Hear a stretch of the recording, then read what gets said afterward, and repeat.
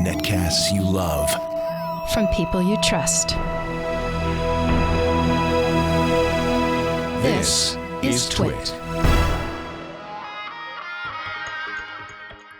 Hi, this is Leo Laporte, and this is my Tech Guy podcast. The show originally aired on the Premier Networks on Sunday, March 10th, 2019. This is episode 1573. Enjoy.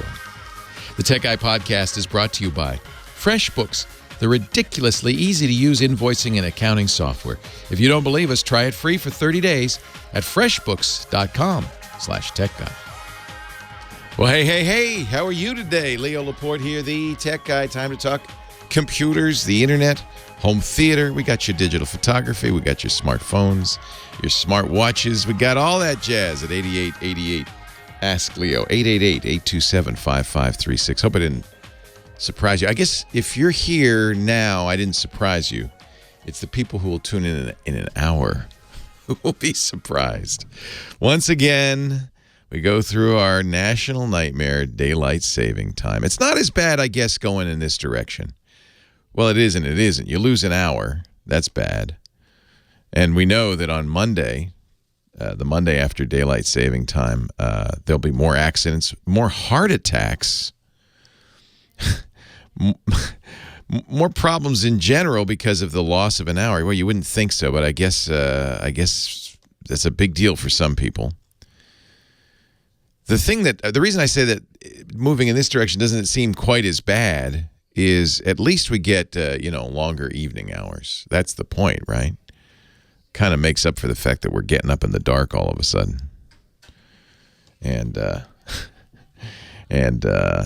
we're deprived of an hour of sleep. What do you think?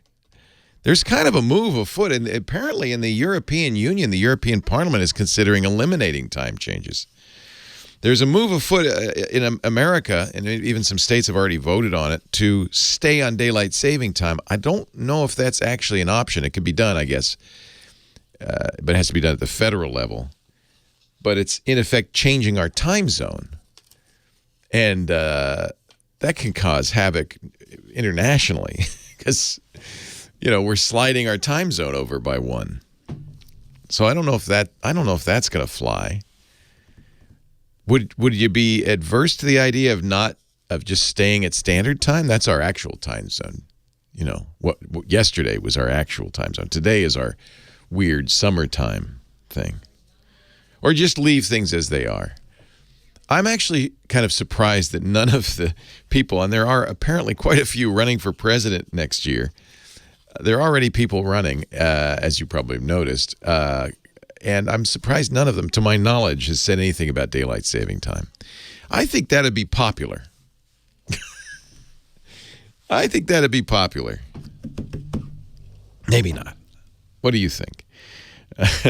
There's no real tech angle to it, except that it's not as big a deal as it used to be because most of your devices now automatically set the time. In fact, I was thinking about that this morning because, of course, my phones all knew what time it was. Even some of my internet-connected devices, all my Echoes and Google Homes, anything with a display, they knew what time it was. They automatically advanced an hour this morning at 2 a.m. Even my a June oven, which is an internet-connected oven, it knew what time it was. It's in the kitchen. My regular oven didn't. My microwave didn't. All those old devices, if you have a wristwatch, it didn't, but your Apple Watch did.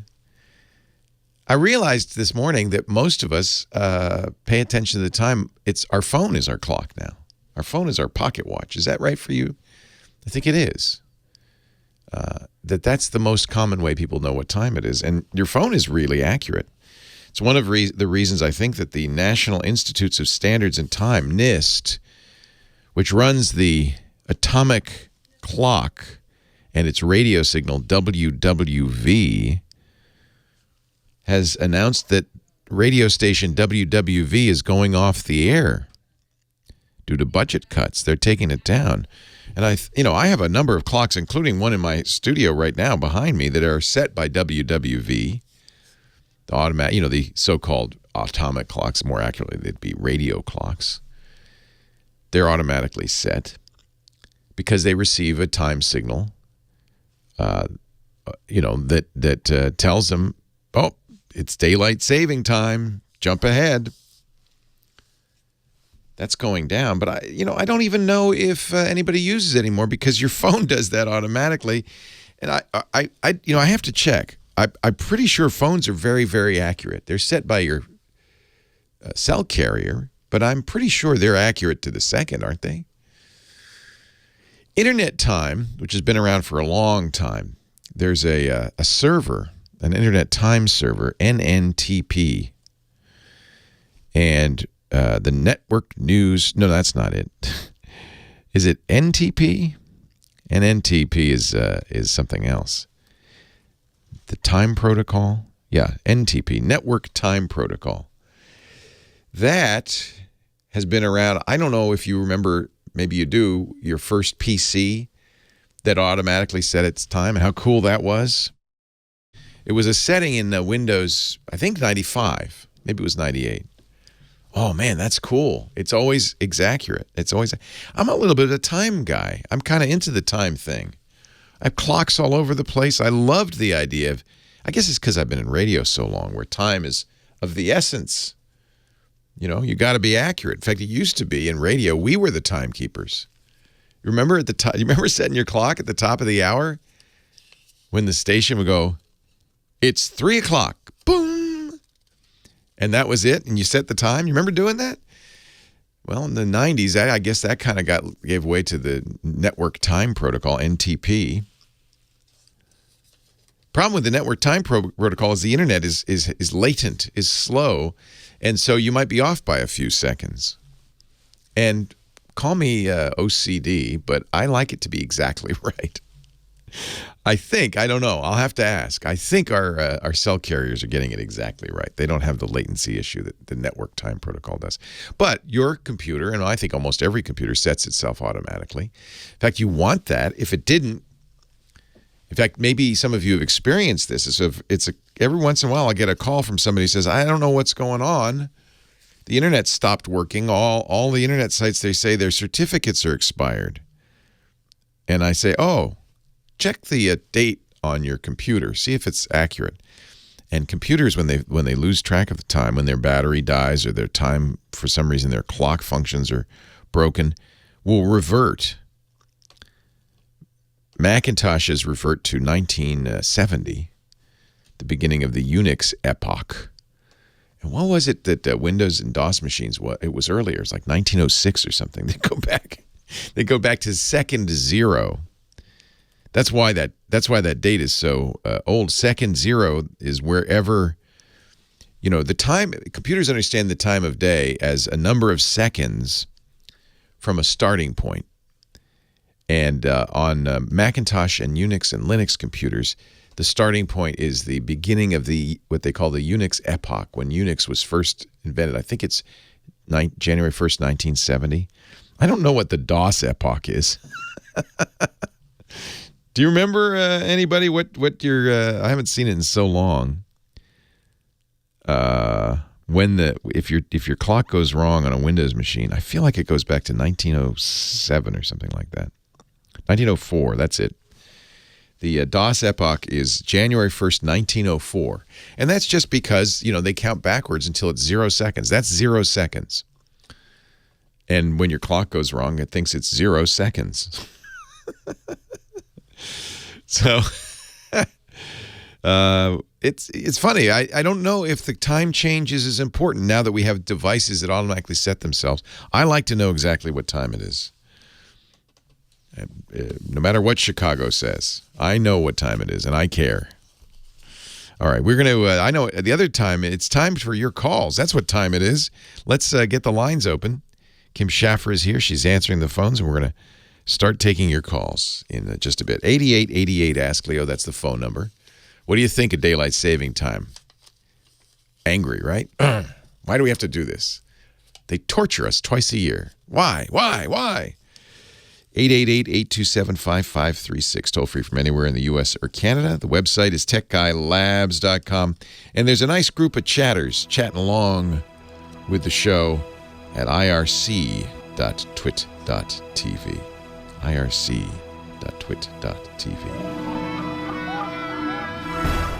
Hello there, Kim Schaffer, our phone angel. Hi. I made a mistake earlier. I said that the National Institute of Standards and Technology, by the way, I keep saying time, it's technology, was eliminating their radio station, their time radio station, WWV, and I guess they decided to keep it. Oh, you have a call about that, so okay. Well, I'll take it. You'll be able to explain that. I'll take it. Yep. Can we just get rid of this? Yeah. Are you a little groggy from the hour that you have sleep lost? I'm groggy by my own fault, but you stayed up a little late, didn't you? I did too. Yeah. I did too, because even though I knew that I would be losing an hour of sleep, for some reason I wasn't able to go to bed an hour earlier. Could have something to do with the cappuccino I made myself at 8 o'clock at night. No, I just have idiot friends who decide to have a party on the day where we're going to lose an hour. Why not? So I lose it all. I barely made it here today. That's the school of thought that, hey, if we're going to lose a little, let's just lose it all. I didn't set my alarm, and well, you're here, and I see calls. I made it. You made it. But I woke up about 40 minutes after I normally have my alarm set. Oh man, no, you need that. You need that. You need the sleep, the rest. Yeah. You need that. Well, anyway, I'll let you. You could snooze during the show. Well, I don't have a problem with that. That's. But no, Mike in Whittier, his phone did not change. I feel like my phone didn't change, but I just didn't set my alarm. His phone didn't change. Shocking. His phone did not change time on its own. That's shocking. I wanted to ask you about that. I must talk to him. Yes. It's an anomaly. Yep. This is a fascinating development. Mike in Whittier. Hi, Mike. Leo Laporte, the tech guy. Oh, hi, Leo. How are you doing? So your phone didn't change time, huh? No, it didn't change time yet. Nope. What kind of phone? Oh, it's a LG. It's not a smartphone, but it's a nice phone to have. It talks. Like when you dial the numbers, it'll save. Oh, that's cool. When yeah. Well, the truth of the matter is your phone has to really, really want to change. Oh, the phone has to really, really want to change. Yeah. Oh. Yeah. Actually, I think that's an interesting question. I'm the blind person. You may have. I remember you. Sure, I do. Yeah. So I'm the one that's totally blind, and that may be a factor of the kind of phone you have. I remember in the old days of flip phones, some of them you had to go in a setting and check a box that said it's DST. It knows what time it is, but it doesn't know about DST. And I'll tell you one reason you might be glad about that. What's DST? Daylight saving time.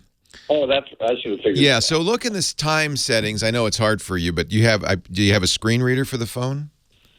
A screen reader. I'm not sure if I do or not. So does the phone talk enough to tell you its settings? Probably not. I don't think so. Yeah. So it takes a smartphone to do that, and I'll tell you why. Because stuff changes. For instance, if you were in Arizona, there would be no time change. Now so in other words, a smartphone not only needs to know what time it is, it needs to know when daylight saving time begins, and it changed. You may remember President Obama changed it. Well, he probably didn't do it all by himself. He didn't go out to Fort Collins, Colorado, and say, "Hey, we're going to change the date." I'm sure there was some congressional effort involved, and in some countries they call it summertime often, not daylight saving time, but they change earlier. And so your smartphone has to be smart. Your phone has to be smart to change. It has to know where you are, what region you're in, whether you do go to daylight saving time, and what date you go to daylight saving time. All of that. This is such a mess. Was it Bush? Sorry, it was W that changed it. I'm not up on the history as I should be at daylight saving time. I do know that we needn't blame Ben Franklin for that. People think we can blame Woodrow Wilson for it. They decided during World War I they wanted to do this, and Congress stopped it. And Wilson vetoed the bill, said, no, that's a good thing. No one thinks it's a good idea, especially the poor human guinea pigs, us, that have to go through it. So, your phone that's kind of the definition of a smartphone. If it knows what time it is. So that's why your feature phone does not. So there may be, you're getting a signal from the carrier, but the signal from the carrier, in fact, this is, I think, the case also with internet time, assumes that the device knows your time zone and your daylight saving time status. And then the phone, so the phone has to be told, remember the old days, you tell the phone, oh yeah, I'm in this time zone, and this is when daylight saving time begins. There'd be a check mark next to it. Some older devices like video cameras, things like that, you do the same things because they can't know otherwise. And because the signal they get from the carrier, the signal they get from the internet is usually based on universal coordinated time. We used to call it Greenwich Mean Time. So anyway, we shouldn't even have to think about this, should we? It shouldn't even have come up. Ben Franklin wanted cannons to ring out, waking everybody at sunrise. But I think it might be satire. He's the guy who said early to bed, early to rise and all that, right? He published a letter saying that church bells and cannons should be fired at sunrise to wake people up. He did not propose daylight saving time. He proposed actually something far worse. A great national alarm clock. So, yeah, if you have a smartphone and it didn't set it. Now, Apple has had historically lots of problems with time changes. Last year, the Apple Watch crashed. Fortunately, we knew ahead of time because Australia changes time zones or time, whatever, to summertime earlier than anybody else. And so Australians are saying, what? my phone died. What's going on? And everybody said, oh, it's and then even iPhones, I think, had problems at different time changes. It's complicated.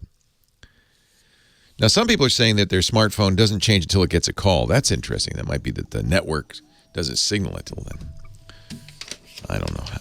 I wish I knew how all this stuff worked. I don't. Let's take a break.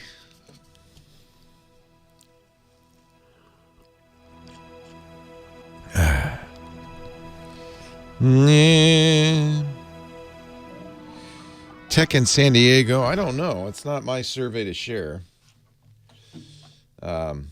Look, Sam's here. Sam's in Hawaii. Aloha. Actually, that's Traverse City. You're kidding. That's a summer evening on the beach in Traverse City last summer. Lake Michigan. It's it's Grand Traverse Bay. Oh, it's a bay. Yeah. It's a bay on a lake. It's a bay off the lake, yeah. So what lake is it? It ultimately empties out into Lake Michigan. But it's not considered part of Lake Michigan? No.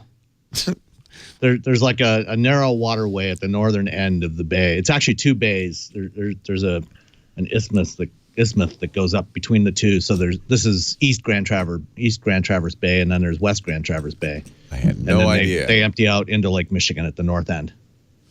See, silly me. I guess I'm wrong about a lot of things, including time zones. But I thought, well, it's such a lake, cold, gray, dreary day here in Michigan. Yeah, today. You need it. I thought a lake was represented by the entire body of water connected to it. What makes it a lake is that it's inland. It's not connected to the sea, so that any portion of that water would be then considered part of the lake. Yeah, and then you can have bays that come off of lakes and oceans, and I guess a river that Monterey feeds Bay. the lake is not considered right part of the lake. I think the definition is if it's surrounded by land on at least three sides or something. Then like it's that. not a lake; it's an isthmus. It's all kind of arbitrary anyway. So, yeah, because they call this the Petaluma River, and it's in fact not a river at all, but a tidal slough. Yeah, but that doesn't have the same ring. The Petaluma Slough doesn't make you want to go out and row a kayak or anything. Hey, I'm going down to the slough to kayak. Ugh. You can't take his car away. He's the car guy. Senior researcher at Navigant Research. Good friend Sam Abuelsamid joins us every week now. This is a new segment on the show, and I'm really enjoying it to talk about the technology in automobiles these days. They're really high-tech devices. Hi, Sam. Hi, Leo. How are you this week? Next week, you're coming out here. You're going to be driving the new electric vehicle from Kia. Yep. The Nero. The Nero EV. Yep. It's one of three variants of the Nero. The Nero, along with the Hyundai Ioniq, was designed as a dedicated electrified platform by Hyundai Motor Group, which includes Kia, Hyundai, and Genesis brands. They're South Korean, right? They're the South Korean car company. Okay. Yeah, and so I wanted to talk a little bit about what they mean when they say electrified versus electric. Oh, that a lot of times you hear a lot of different kinds of language from manufacturers when they talk about this stuff, and you'll hear a couple of years ago Volvo made a big announcement that they were going to go all electric starting from 2020, and that wasn't exactly accurate. I mean, that was what the headline was, but that wasn't exactly accurate. They're going all electrified. And when we say electrified, what it means is that there is at least some degree of electric propulsion included. So that includes mild hybrids, strong hybrids, plug-in hybrids, battery electric, and even fuel cell vehicles, which are also electric. Okay, boy, we're gonna have to unpack this one. Okay. So I think for many of us, the first experience of any vehicle with electricity was the hybrid, which is the Prius, for instance, which is that has an engine that uses gasoline. Yep. And it also has an electric. Actually, it has two electric motors. One that's used for alongside the engine to drive the vehicle, and the other one is just used as a generator for the regenerative braking and to charge the battery. So when I'm driving one of this hybrid, the powertrain, is that all electric or is it partially gas, partially electric? It's partially gas, partially electric with a hybrid. Okay. Which is why we use the term hybrid. So it's a mix of both, and that's what we call a blended hybrid. Okay. And there's different flavors of hybrids. There's that's what we call a parallel blended hybrid, where it can use both the engine to directly drive the wheels and also the electric motor, or a mix of the two, a blend of the two. But there are also hybrids where the gas motor is only used to charge a battery, and the drivetrain itself is all electric. It's an electric motor drivetrain. Right, and that's what, I don't know if you remember back about 2010, 2011, there was a car called the Fisker Karma. The Fisker, which was, yes. Yeah, that's what that is. That's a series hybrid where the engine is not tied to the wheels, not mechanically tied to the wheels at all. It just drives a generator that can drive that can charge the batteries, and then it drives off the batteries. And that's there's a new in Japan right now. Nissan has what they call their e-power system on a couple of models, which is a similar kind of concept. There's a small engine that just drives a generator to charge the batteries, and then it drives electrically. That's how a lot of cruise ships, ironically, operate, because it's cruise ships more and economic. Also trains. Yeah, trains diesel electric trains. Yeah, diesel electric trains work the same way. Because you have a lot of torque on an electric engine, which is great for both kinds of transport. If you're a boat in the water, it's nice to seal the engine away from the water and just use an electric engine and not worry about fuel getting into the water. And then there's plug-in hybrid. Right. So a plug-in hybrid is just like it's the same as any other hybrid, except you have a bigger battery. So usually hybrids have a small battery, usually about 1 to 1.5 kilowatt hour capacity. So it gives you a little bit of ability to drive purely electrically, but it primarily drives in a blended mode. So at low speeds, and in some instances it can drive just on electricity for short distances. A plug-in hybrid can drive, depending on the size of the battery, anywhere from 15 to about 30 or 40 miles on electricity alone. And then once the battery's depleted, then it functions like a regular non-plug-in hybrid. So most people drive less than 40 miles a day.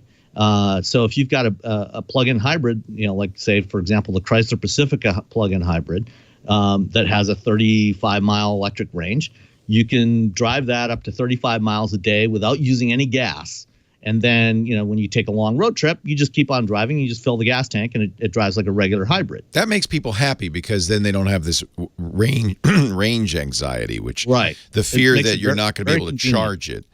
But it's also more expensive because now you're carrying around a bigger, more expensive and heavier battery, plus a gas tank, internal combustion engine powertrain.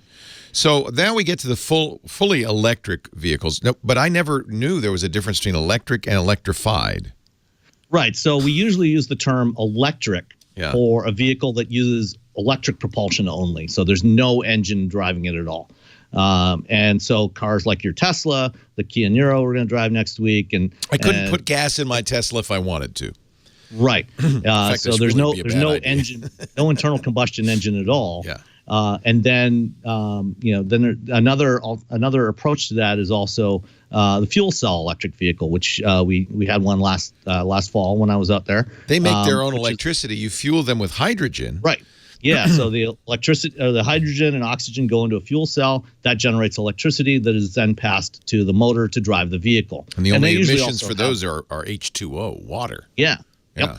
And those usually also have a small battery and actually function as a hybrid as well, so they can do regenerative braking. So it'll recapture some energy when you're braking and also feed that back in. Of course, I love the idea, but where do you get hydrogen?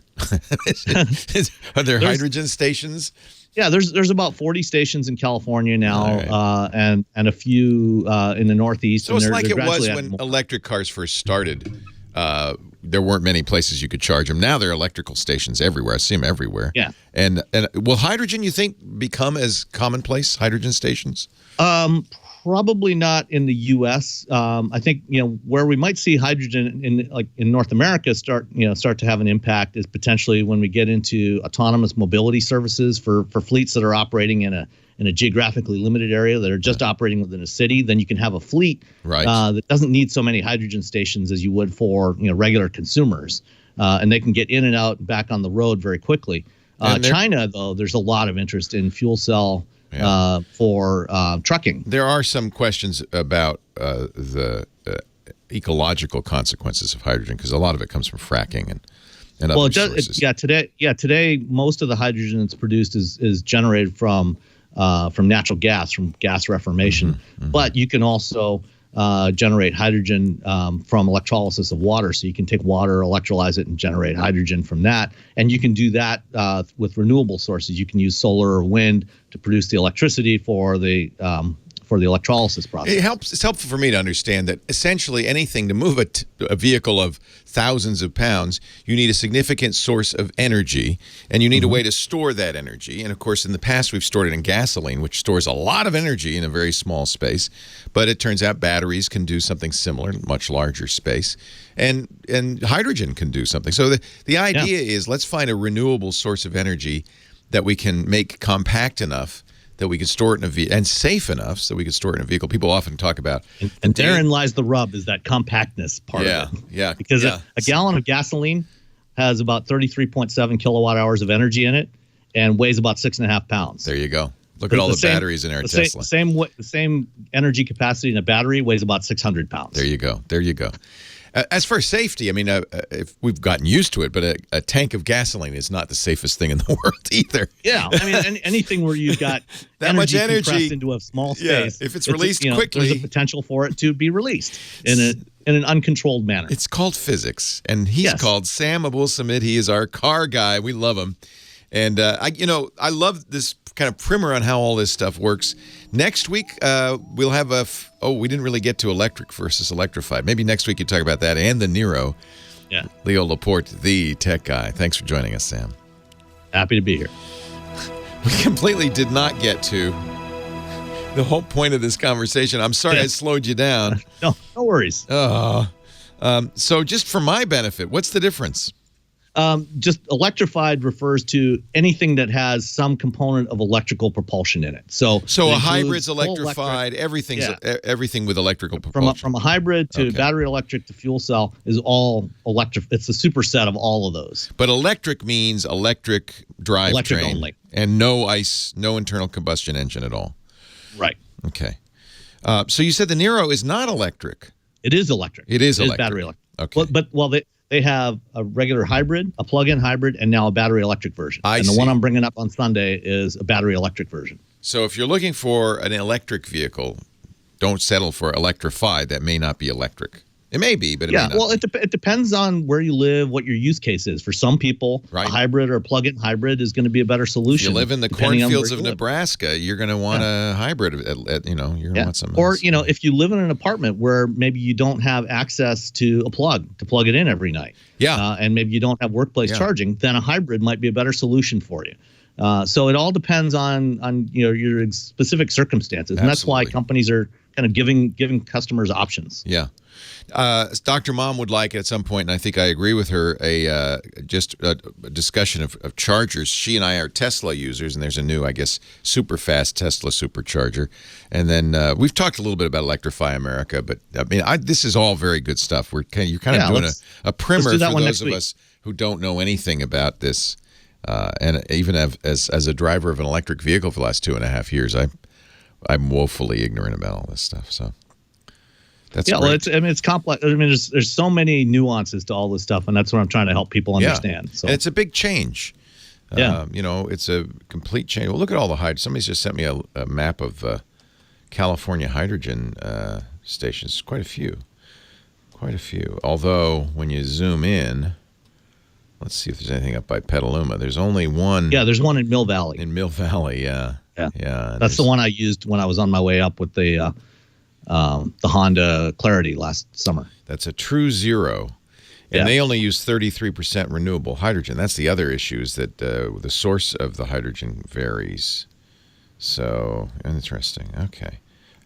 Although if you look at it from a well-to-wheel standpoint, even using hydrogen that's generated from gas reformation is still better, lower greenhouse gas emissions than using an ICE. Right. Because the natural gas, the methane, is a much strong. It's like 10 times the impact of carbon dioxide as a greenhouse gas. Right. So converting it to hydrogen and CO2 much better is better overall. Yeah.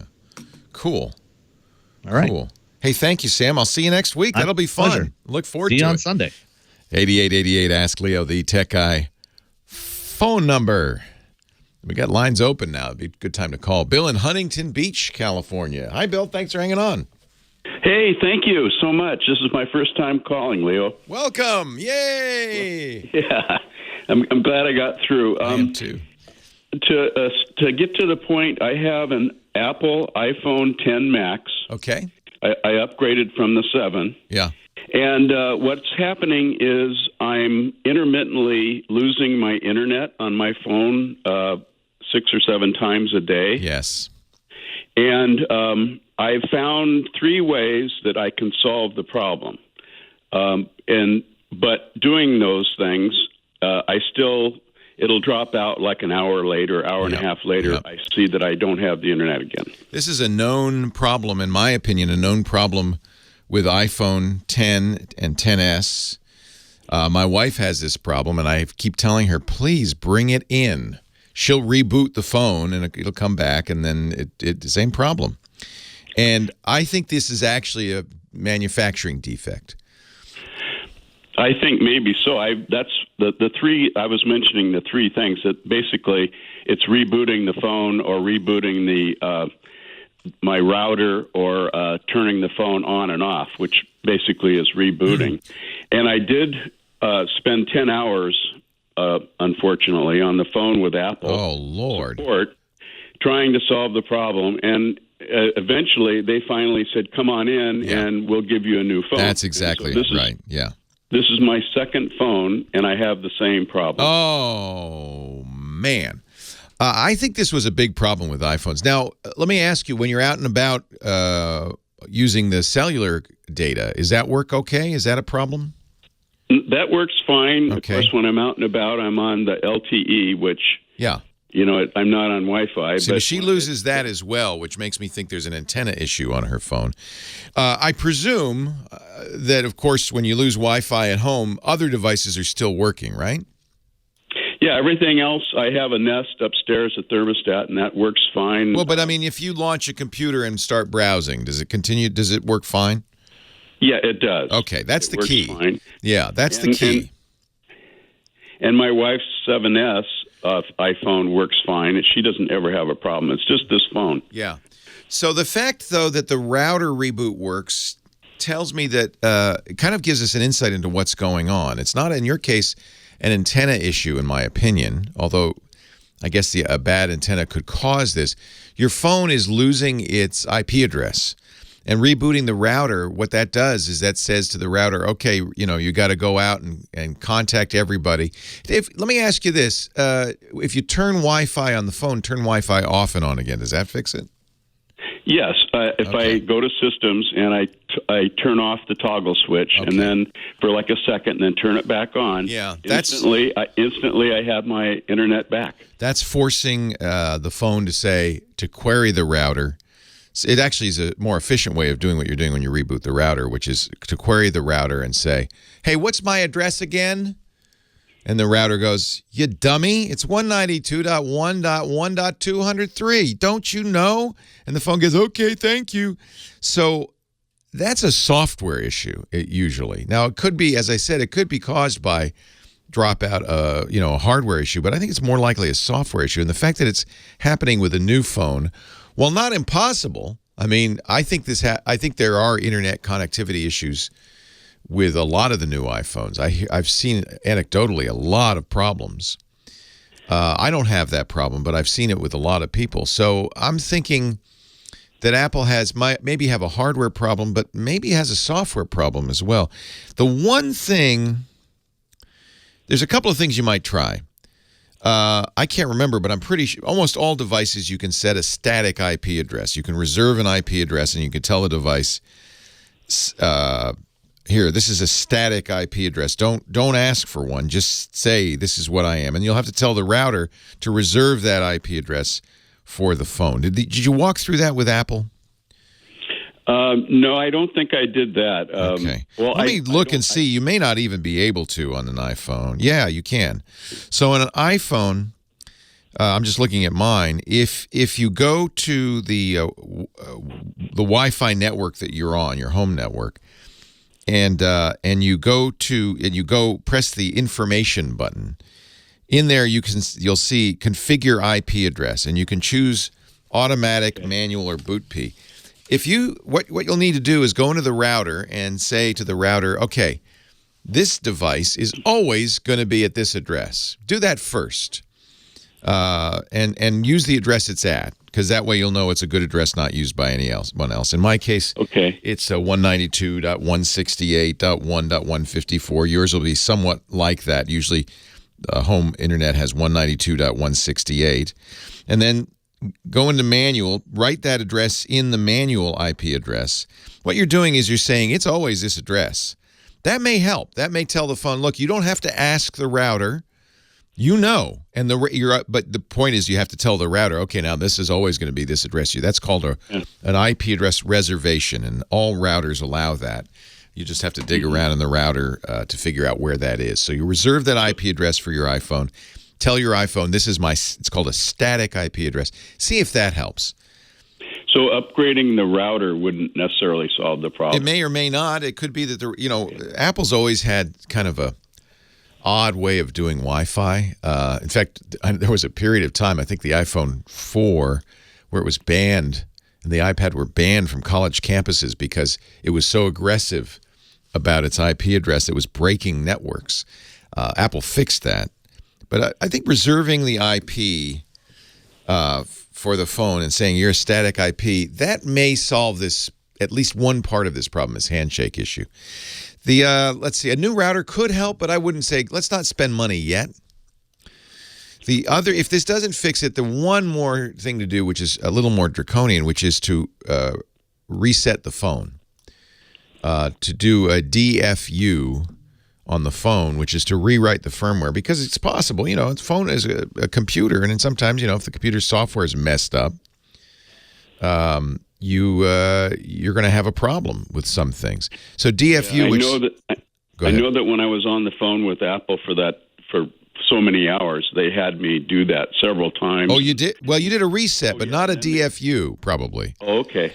The DFU is a device firmware upgrade. It forces the entire...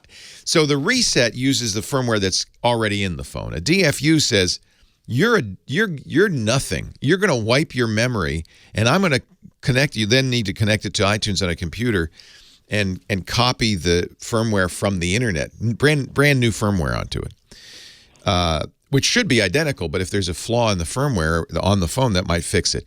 The DFU is complicated. In order to do it right, you need to watch a YouTube video or go to imore.com. They have a video there that gets the timing just so. I wouldn't do it unless you've already, eliminated all other options. The phone reset you did, so we don't have to worry about that. I think try the static IP address. Okay. Make sure the router firmware is updated. What brand of router is it? It's a Linksys, I guess made by Cisco. That's pretty old, and yeah, it might be worth getting a better router, but only after you exhaust all these other ones. And it really could be the iPhone itself. It could be you got 2 lemons in a row, although, of course, the fact that you've got a new one and it's still doing it, it makes that less likely, obviously. Yeah. All righty, I'll give that a try. There's a whole bunch of stuff to try. Yeah. Do the static IP address. I think that's often the best way. You're welcome. Okay, take care. Take care. Yeah, so LTE works, out there in the data world. That's a good sign. That means usually, your antennas are working and so forth. The radios are working. Wi-Fi works, but it just dies out. And rebooting the router, rebooting the phone, or turning Wi-Fi on or off works. To me, that tells me the phone is forgetting its internet address, and it needs to refresh it. And so that's why setting a permanent address might help. Our podcast today brought to you, as always, by those great folks at FreshBooks, the ridiculously easy-to-use, all-in-one accounting solution that lives in the cloud to help you, the small business owner and freelancer, succeed. I started using FreshBooks years ago because I was a freelancer and I had to send out invoices at the end of the month, and I hated it. When I found FreshBooks, it just made me smile. It was an easy way to make professional-looking invoices. And by the way, get paid faster, because as soon as you start using FreshBooks, your clients can pay you online right through the invoice. And it turns out, because of that, you get paid on average twice as fast. Of course, I was never even sending the invoices out, which means I got paid 1,000,000 times faster when I started using FreshBooks. Plus, just in the process of sending out the invoices, putting your expenses in the invoices, using that great FreshBooks app, you just take a picture of the receipt, or if you just keep track of expenses, you can do it with that. Time and hours, it's got timers built into the app and on the website, and keep track of how much time you spend on projects and on clients, different billable hours for different projects, things like that. And in the process of all of that, you're actually doing accounting, real accounting. It means you don't spend any time on accounting. You spend more time doing the work you love. I love it. Imagine a world where you not only save heaps of time every month, but where clients compliment you on the professionalism of your invoices, on how easy it is to pay you. FreshBooks amazing. You can, once you start sending out invoices every month, you notice these are the same invoices every month. You can make them automatically recurring. Log every hour with time tracking. The reports are great. Your accountant, come tax time, will love them, because all the reports, all this, true official bookkeeping reports your accountant wants are automatically generated by FreshBooks. You don't need to know anything about it. You can capture expenses not only with the camera, but it'll even, if you want, download all the expenses from the bank too, automatically categorize them properly to make filing taxes easy. The FreshBooks mobile app, you can do so many things with it. You can capture expenses. You can actually send invoices from the phone, and proposals too, with rich text and beautiful images. You'll know exactly when you get paid, and it's all in the palm of your hand. And it integrates with everything you already use. All the industry-leading apps, Stripe, Bench, Gusto, G Suite, Funbox, whatever you use, FreshBooks supports it. And they're always, because it's a web app, improving it, always adding new features like selecting multiple clients on the item sales, invoice details, and payments collected. Add taxes to expenses in bulk. Select multiple invoice statuses on reports. Keep track of your item sales reports. You're going to have more information about how your business is run and how much money you're making than you've ever had before. Actually, it's one of the things freelancers really often struggle with. Am I making money? Now you'll know anytime, right there on the front page of your FreshBooks dashboard. Don't wait another day. Boost the productivity of you, your team. Try FreshBooks right now. It turned my life around. I know you're going to love it. We've got 30 days free for you. All you have to do is go to freshbooks.com/techguy. Enter Tech Guy. Actually, say the Tech Guy, because I'm the Tech Guy, not a Tech Guy. I'm the Tech Guy. In the How Did You Hear About Us section, you'll get 30 days free, and I'll get a gold star on my forehead. Freshbooks.com/Tech Guy. I love these guys. They're nice tech support, too. Really great company. Freshbooks.com/Tech Guy. Make sure you tell them you heard it on the Tech Guy Show. Well, hey. How are you today? Leo Laporte here, the Tech Guy. We're talking computers, the internet, home theater. We're talking digital photography, smartphones, smart watches, virtual reality, anything with a chip in it. This is the Tech Show, and I'm the Tech Guy. My phone number, if you want to ask a question or make a comment, make a suggestion, help somebody with your experience, 8888 Ask Leo. That's 888-827-5536. Toll free from anywhere in the U.S. or Canada. Outside that area, you could still call. You just use Skype out, and it won't cost you anything. There is a website associated with the show. Yes, there is. I remember when I started doing technology TV in the mid-'90s on MSNBC, the big insight we had was, you have a show, but you also have a website and a show and a website. Wow, isn't that cool? Except the web people hated the TV people, and the TV people hated the web people, and there the twain should meet. So it was really two separate entities. Now, no, I think we understand that if you're a business of any kind, and certainly a show of any kind, you need a website, somewhere to put all the stuff we talk about on the show, so you, the listener, don't have to write it down. And that is techguylabs.com. And I and my team create it. James Ruvo's writing the stuff down as I talk about it, putting the links in. We paste them in the chat room, and he takes them out of the chat room, puts them in there. So you don't have to remember anything, just techguylabs.com. And then afterwards, we put audio and video from the show in there, so you can, if you miss a show, see previous shows, and you can go back. And in fact, we even divide everything up. Each show has its own page on the website. Each page is divided into hours, 1, 2, and 3, because the shows are 3 hours long. And then each hour is divided into segments like this, or calls. You can go to that segment or call and start listening from that point. So you can hear what happened on the show, or even watch it, because we make video too, for reasons no one understands fully, least of all myself. And then there's even one more feature, which I like to tell everybody about on the show website, and that is you can leave a comment. So there's no need to listen in frustration to the show and say, oh, I got a better way. You can just put it in the comments. And if you call the show and I give you one answer, go back and check the comments later, because there might be more information from listeners. And all of that's free. There's no charge, no sign up. We do ask with the comments that you log in with one of your social networks, just so that, frankly, we slow down spammers, because commenting is always a problem. You know, spammers love to put spam in comments. So while we delete all the spam as we find it, if we force them to log in with an actual account, that usually is sufficient to stop them. No charge. It's free. techguylabs.com. Let's see. I'm going to go on with the calls. There seem to be quite a few. Dale in Palmdale, California. You're next. Hi, Dale. Hi, how you doing, Leo? Oh, great. Welcome.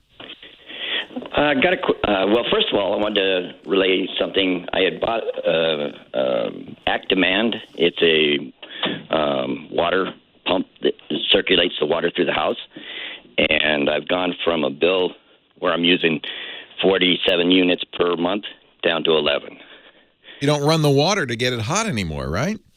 Exactly. It circulates it through the house, and then after it circulates it, then I go to the shower and turn it on, and in a few seconds I'm hot. Now, the only thing I'm going to warn you about, pumps are notorious for using a lot of electricity, so check your electric bill too, because it will have gone up a little bit. Right, but this one, it only circulates when you're using it. Nice. You hit a button, and it goes for about 30 seconds, and perfect. then you got hot water. Nice. Well, very cool. So that's the best, and it's also retrofit. You don't have to run new piping and all that kind of stuff. So it's really good, and I highly suggest it. I think it should be something that people in California are required to have because of all the water problems. I'm going to need one because our bedroom is way far away from the water heater. So, so what's the brand name again? Act and then the letter D, and then a hyphen mand.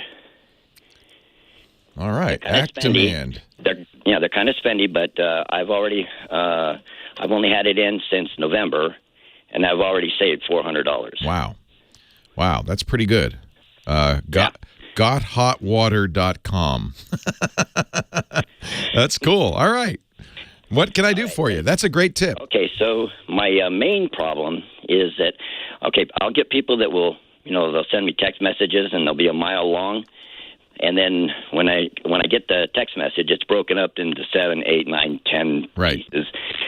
Now, I don't have a problem with that, but the pieces don't come in order. And then I got to puzzle it all together. Oh, that's no good.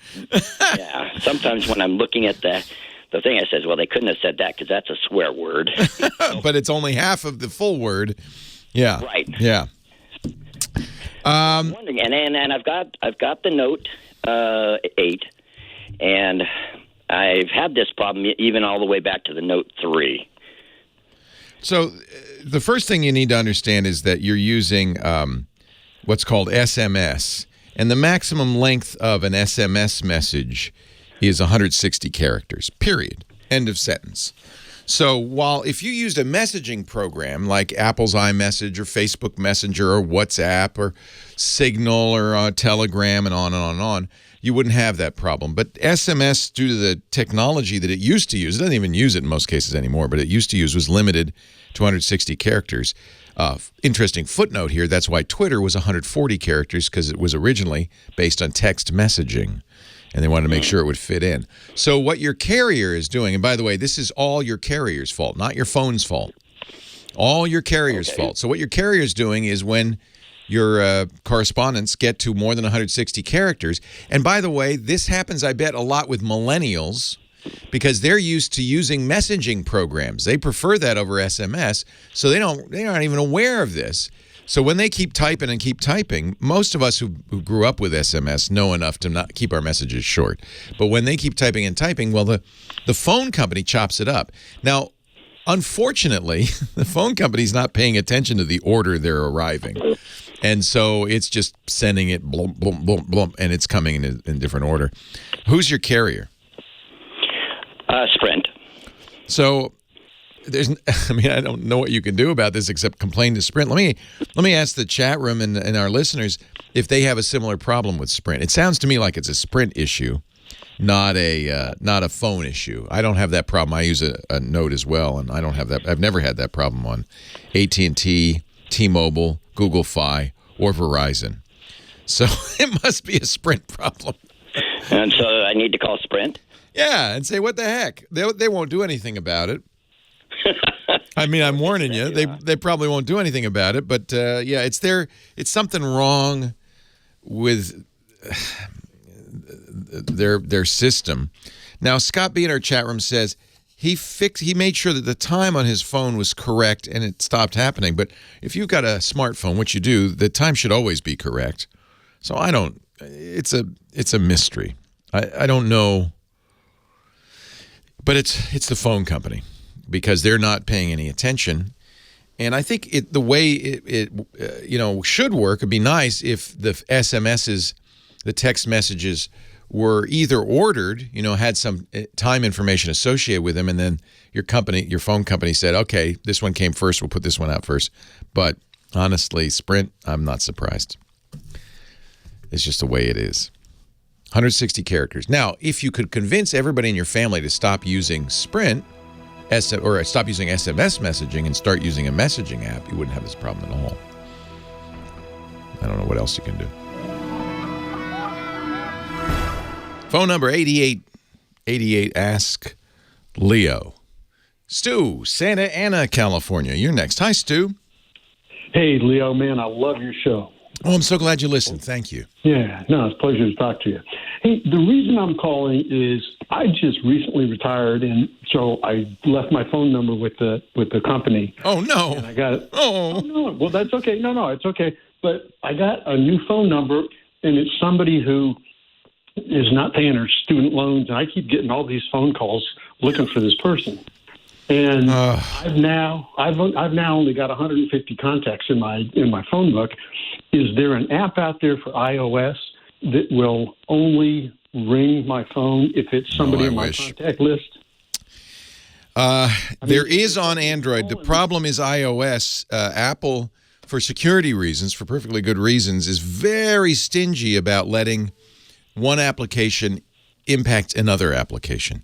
So there's no app on iOS that will let you say, hey, I don't want this to ring if I don't know them. There's a way to do this with a new number. You can get a Google Voice number. And by the way, that's free. And I actually recommend this for everybody. I use it. So what Google Voice allows you to do is a number of things. First and foremost, you can say, don't ring my phone if they're not in my contact list. And you can decide what to do with it. You could send them directly to voicemail. You could just, hang up on them. You can decide what to do. And I think that's a great feature. I use the screening feature. So if they're in my address book, it rings through and I answer it. But if they're not, it says, Lee, tell us who's calling so we can get Leo for you. And then they have to say who they are. And then you will get a message when it rings. It'll say, somebody's calling. The school scam loan department is calling, and you can just hang up on it. Or you can even just say send it directly to voicemail. So that's a nice feature. This is a free service. The other thing is you get a new number, or you can port your old number. So you could, if you want, keep your number, port it over to Google Voice, and then Google Voice will let you say 5 additional numbers that will ring if that number rings. So I use it because I have different phones all the time. And so that's a very handy feature. Now, there are services you can use. I'm not sure I recommend them. They're paid services. Right. And the reason I don't recommend them is because you have to basically have all of your calls go through them, which means you forward your number to these services. The most popular is NoMo Right. They screen it. They screen it, and what they don't know humans screening it, so it's not like But what's happening is NoMo compares the phone number to known scam numbers and blocks known scam numbers. That may not block these callers because they're not really scammers. They're collectors. They're bill collectors. So I doubt NoMo blocks them. So finally, of course, if it's the same number every time, you can tell the phone company to block it. Right. No, they keep changing the phone number. Yeah, which tells me they may not be bill collectors. They may be scammers. That person, they may just be random callers. We all get a lot of robocalls.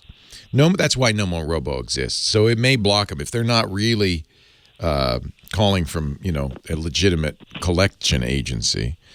Although maybe that's what collection agencies do now. They might change their number because it's easy to do. So there are services like Truecaller and others, but on the iPhone, they require redirection because Truecaller on the Android phone will, in fact, intercept it on the phone locally, but not on the iPhone. Got it. Yeah. Well, Google Voice sounds like the right option. I really appreciate your effort. I love Google Voice, and I've been using it for years. I hope Google does not deprecate the service at any point. You know how they can do that. But the advantage of that is you have one number, and it's your permanent number. And even if I change phones, change numbers, if you had done that back in the work days, you'd have kept your number. But now you know. Got it. Yep. All good. Hey, Leo, thanks so much. My pleasure. Voice.google.com. Google Fi kind of screwed up Google Voice a little bit. If you use Google's own carrier, you lose some of the Google Voice features. And I did lose a few, but I at least still have that capability, screen calls, block calls from people I don't know. And nowadays, honestly, this is a huge problem. The FCC has said carriers have to do something about this year. There's the kind of a weirdly named technology called shaken and stirred, which I know that's James Bond's martini recipe, but it's a two-handed system that authenticates phone numbers. And the FCC is saying that carriers will have to start implementing stir and shaken soon. I think that may help stop robocalls. I hope so. There's an issue with it. It's believe it or not, a free speech issue. Government, as you know, according to the First Amendment, is not allowed to regulate free speech. And there's some who say, no, this is free speech. I should be able to call whoever I want, whenever I want. and you shouldn't be able to block me. So the way these systems will work is they won't actually block anybody, but they will make sure that they use a real number and that number is authenticated. And that will give you the opportunity to block them. I think that actually is a sensible way to solve the problem. Chris Marquardt, our photo guy, is here. He's in the wings. He's ready to start talking digital photography. We'll do that in a bit. I'm going to talk a little bit about the new camera in the Samsung S10. I just got it this week, and it is amazing. It's got 3 lenses. We'll explain all next.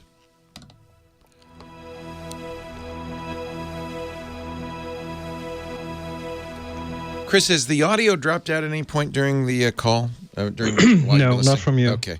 So we've had some problems earlier. I think we might have fixed it. But if it does, just so you know, if you can't hear me all of a sudden, just keep talking. It'll come back.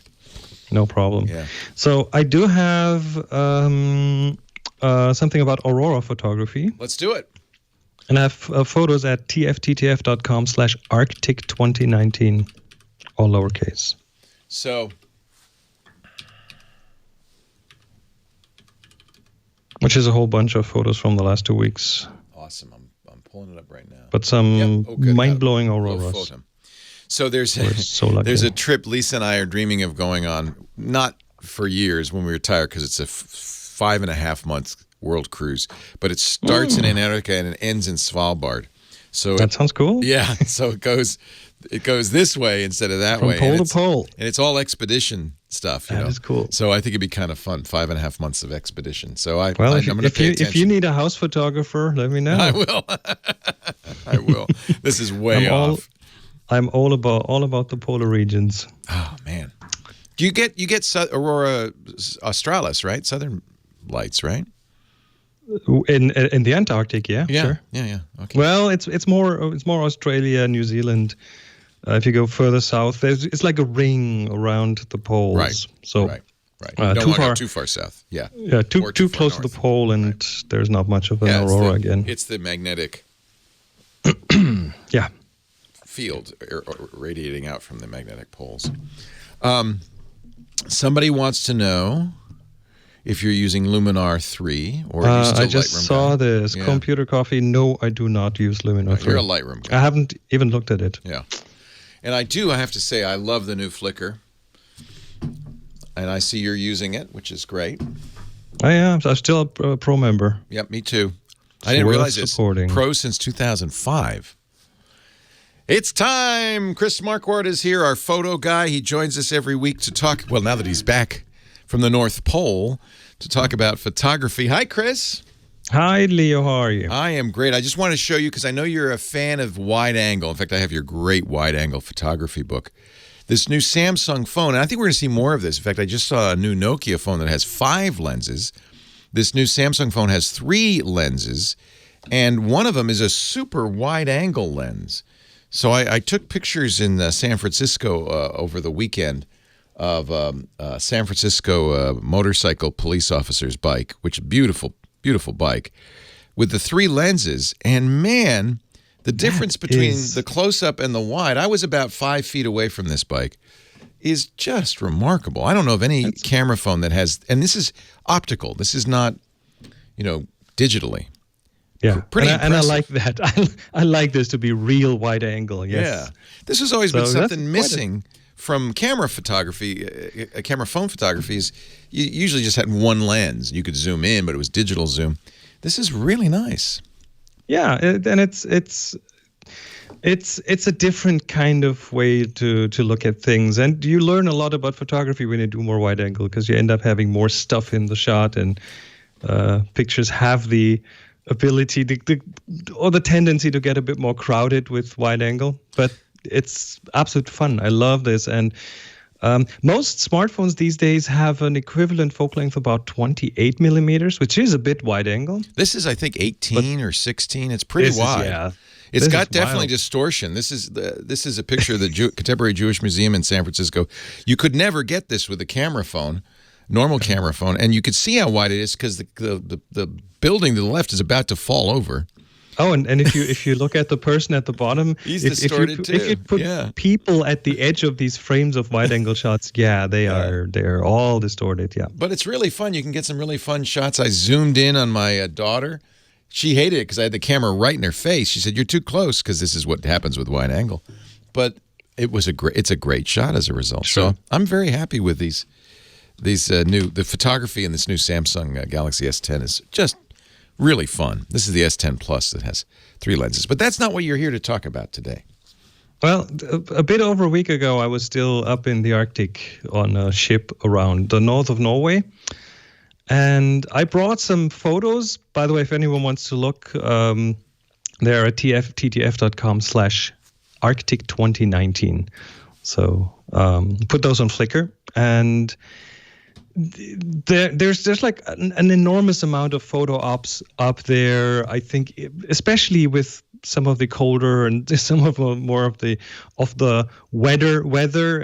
You get some photos that you wouldn't get any other way. So I kind of like that because it's very different. But one of the things that presented itself to us, and of course a lot of people go up there for that very thing, and that's the Northern Lights, the aurora. Oh, I've always wanted to see the Northern Lights. And they're just something very special. And we were so lucky to get a real good example, like a fireworks in the sky. And you can get them if you look on a map. There are like aurora maps out there. You will get some picture of like a ring around the North Pole and then another ring around the South Pole. And those are the 2 areas where you get to see auroras. But it is kind of, there are several factors. Let's put it this way. Several factors that go into if you get to see an aurora or if you don't. And one is the major factor is the solar wind, which is charged particles coming from the sun that interact with the Earth's atmosphere. And we have our magnetosphere, our magnetic field around the Earth that kind of protects us from that solar wind. So it doesn't hurt us and it doesn't do anything to our real atmosphere. But then sometimes the 2 things are just the right way. So the solar wind has the right strength and the right density and the right speed. And the magnetosphere is at the perfect level so that some of these particles can get to the Earth's atmosphere and then color the Earth's atmosphere green, or sometimes white, or even red or blue in some cases. And so you have a few factors that you cannot really influence when you're there. But of course, what you can influence is, especially as we were on a ship, we could move to places where we would know the sky would be open, right? So cool. You have a bit of a weather forecast, so you can try to be at places where you have an open sky, which is cool. And then, of course, the other place that you can, thing that you can influence is what time of year do you go? Because if you are in deep winter in the Arctic, it might be so cold that that's hard to be outside to witness it or photograph. It looks pretty cold. Well, it wasn't that cold. It was always around freezing point, so it wasn't like. Oh, that's not too bad. Yeah. It wasn't too bad. No, it wasn't too bad. So that's one of the reasons we did this in late February, because it is kind of the end of the Arctic storms, at least a bit, and it's already kind of getting spring-like. So that's what we did, and then luckily one night the sky was open and someone came in from the deck from the ship and shouted "Aurora!" and we had. Everyone headed out, got our tripods out, got our warm clothes on, and we had almost an hour of really spectacular display. But, of course, the problem was we were doing this from a moving ship. So if you're trying to shoot something that is very slow and where you will need kind of longer shutter speeds, doing this from a moving platform makes it a bit more difficult. So let me just ask you, because I've never seen these. Are they moving? Do you have to do a long shutter speed? How bright are they? Do they shimmer? What exactly are you capturing here? Is this how many seconds are these exposures, for instance? These exposures I do are 1 second long. Okay, and that's for brightness. Well, for brightness, yes, for brightness, because you need the aurora. It's hard to say because the aurora isn't always the same brightness. It's not always the same speed. Sometimes it moves fast. Sometimes it moves slow. There are different kinds of auroras. The ones we saw were moving. By the way, go to YouTube to my YouTube channel, Chris Marquardt. I have an aurora video there in real time, so you can actually see the aurora. Right. Sorry, and all your pictures are also on Flickr, but we'll put links to both of these in the show notes at techguylabs.com, so you can see them for yourself. What you need is a high ISO and a kind of lengthy shutter speed. So 1 second ISO 3200 or higher was what I used on this thing. And then I shot like crazy because it's on a moving ship. So I had to just increase my chances of getting this, getting an aurora that wasn't too much blurred. And I ended up with at least a handful of good ones out of like 400 shots. So it's a bit of a spray and pray approach, but it worked reasonably well, and I'm very happy. I haven't seen an aurora this good in a long time. Really cool. Really, really cool. So if you go to youtube.com/Chris Marquardt, you could see his videos of this. What camera did you use for the stills? That was a 5D Mark IV. The Canon 5D. And I presume also for the videos as well. These videos have been assembled from single photos that someone else took. Oh. But you get an idea. This is one kind of aurora, and you can see it move slowly. Moving. Yeah, very slowly. So it does kind of, it's what you would kind of expect if you were seeing a magnetic field kind of. Sort of, yeah, sort of. And that's one form of them, and that's one I like because you can still get away with a longer shutter speed and still get something decent. ChrisMarquardt.com. And our website, too, for all the links. We'll talk to you again next week, Chris, and I'll tell you what the assignment is right after this.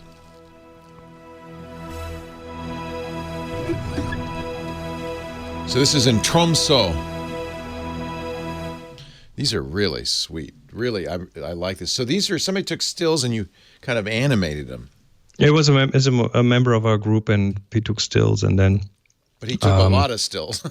A lot of stills, and then the trick is, because they are not in real time, it didn't take 30 stills a second. Right. Is to use an algorithm, So you optical flow algorithm to kind of pull it out again, and it looks pretty much the same way. It looks like a video. Yeah, it's really good. Well, it is a video, and it is kind of a trick to achieve that look, but it is very, very close to the real thing. Very mesmerizing. It is. It's beautiful. I've got to go see that. So yeah, chances around this time of year up there, pretty good. We had 2 weeks, 2 groups of a week. So there was 2 tours in a row, and in both weeks we got a nice aurora. I have to, let me just see. Of course, the cruise that I want to go on doesn't even exist yet, but they're doing it in 2021 or 2022, and so I can see what they're doing when they do it then, and I just hope that they're going to do the same thing. Let me just see when they will be. Get me on for the segment that Aurora. I'll be there to help you get the most amazing. They call it the Uncharted Expedition World Tour 2021. And it's kind of a cool map. I'll show you the map real quickly. Yeah, I'm just looking at it. It's on the Silver Sea, yeah. So they're kind of going north. They start in Antarctica and they go north. Let me see. That is crazy. I know, isn't that nuts? So here's the It's wonderful. Lake. You'll be so fed up with being on a ship after. Oh, see, they're not doing Tromsø till July. Oh, okay. So we won't get any northern lights, huh? Not in daytime, because they are there, but if the sun is out, Tromsø is in the Arctic, so in the summer it has permanent light. They go to Svalbard, all the way up to Svalbard, northern region, which is awesome. So they go that's pretty close to the North Pole, right? Yeah, that is 78, 79, up to 80 degrees, I think. Wow. Yeah, Svalbard, been there several times. Beautiful place. But bring your warm clothes. Also, a bunch of stops in Iceland. That looks cool. Mm-hmm. What an itinerary. I know. Isn't it amazing? That's my dream. I'll be saving for years to afford it. Do you get seasick? No. No. Good. Yeah, because you spend 2 days in the Drake Passage going and coming. Of course. Of course. You will be on the open sea quite a bit on this one. Yeah. Somebody's telling me about the Hurtigruten, which I've been on the Hurtigruten, but I haven't gone to the north on the Hurtigruten. But we did it. We took it from Kristiansund to Bergen. That's fun. Yeah, that was really fun. Anders, you must be from Norway. He's in our chat room. He's talking about the Hurtigruten. Yeah, lots of Hurtigruten ships along the Norwegian coast. Yeah. Oh, I guess they go to Antarctica. Oh, that's cool. They also do, yeah. Yeah. No, it's too. The Hurtigruten was not luxurious enough for me. This is the only luxury expedition ship in the world, I think. Oh, he lives south of Lofoten in Bod. In Bodø, I've been to Bodø. Yeah, in Bodø, that's neat. I've been there twice. Nice. What's the assignment again? It's the assignment is Ant, and it's an assignment by the community. Yeah. If you mention it, could you mention that people can submit assignment ideas? Okay. On Flickr. I will do. Thanks, Chris. You. See ya. Bye-bye. See you next week. Leo Laporte. Gotta get down. The tech guy. Our assignment, Chris Marquardt leaves us with an assignment. We do it for about a month. It's just a chance. There's no reward, no prize. It's just a chance to go out and take pictures. And he's always looking for assignment ideas. So here's what you could do. We put the assignment submissions up on Flickr. That's where he stores his pictures. I do too. The new Flickr is really exciting.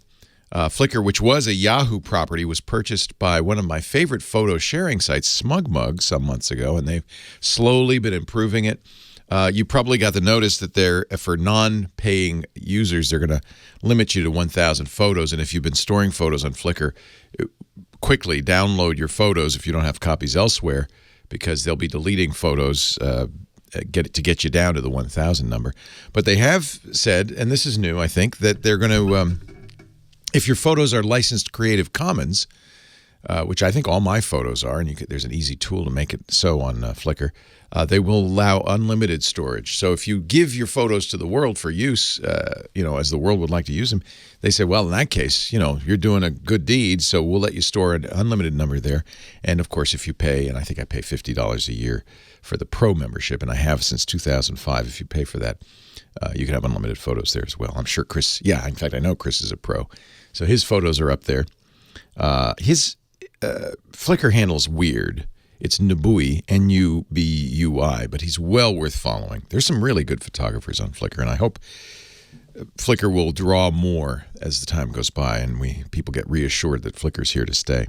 In any event, it's been the home of our Tech Guy photo group forever, since we started it some years ago.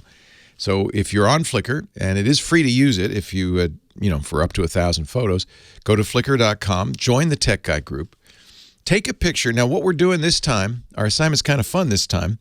It's take pictures, and Renee Silverman, our moderator, gets credit for thinking this one up, I think, from the perspective of an ant. So, ants' perspective pictures. Chris, in a couple of weeks, will be picking 3 to talk about, and he'll talk about the adventure and the fun of doing this, and I'm going to do it, and I think I heard you do it. You don't need a fancy camera. You can use your smartphone. That's fine. It's really all about creativity and thinking about it. And if you're there, once you're in the Tech Guy group, if you've got other ideas, Chris is always looking for new ideas for assignments. If you've got one you'd like to do, just send a message there. Put it up in the discussion group at the Tech Guy group on Flickr, flickr.com. Back to the phones. Michelle, Los Angeles. Hello, Michelle. Thanks for hanging on.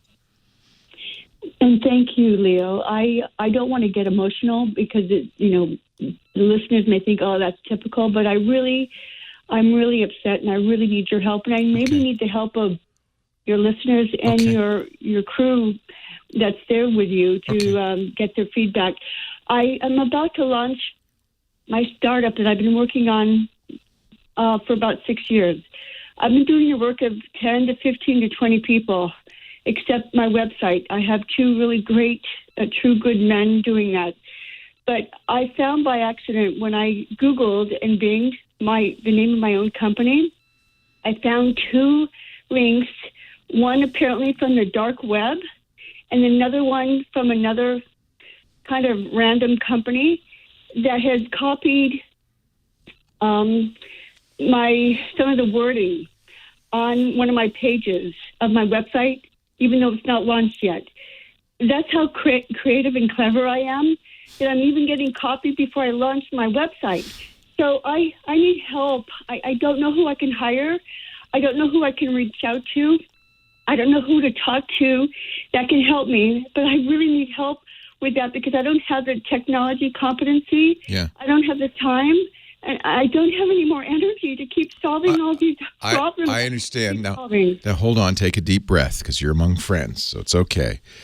However, I have to give you some bad news. You can't stop this. So I'll just discuss kind of in general what your rights are and then why it's impossible to do anything about it. You do have, anytime you create something, and this would include text on a website or an image or anything you create, you instantly have copyright. That's automatic. And if you really don't want people to copy your stuff, it's probably a good idea to express that copyright, say at the bottom of your website, copyright Michelle 2019, all rights reserved, that kind of thing. And you can look that up on Google and see what copyright laws specify. It's not that you don't have a copyright. It's that you can't really pursue this in any way. I suppose if you knew who was doing this, you could take them to court.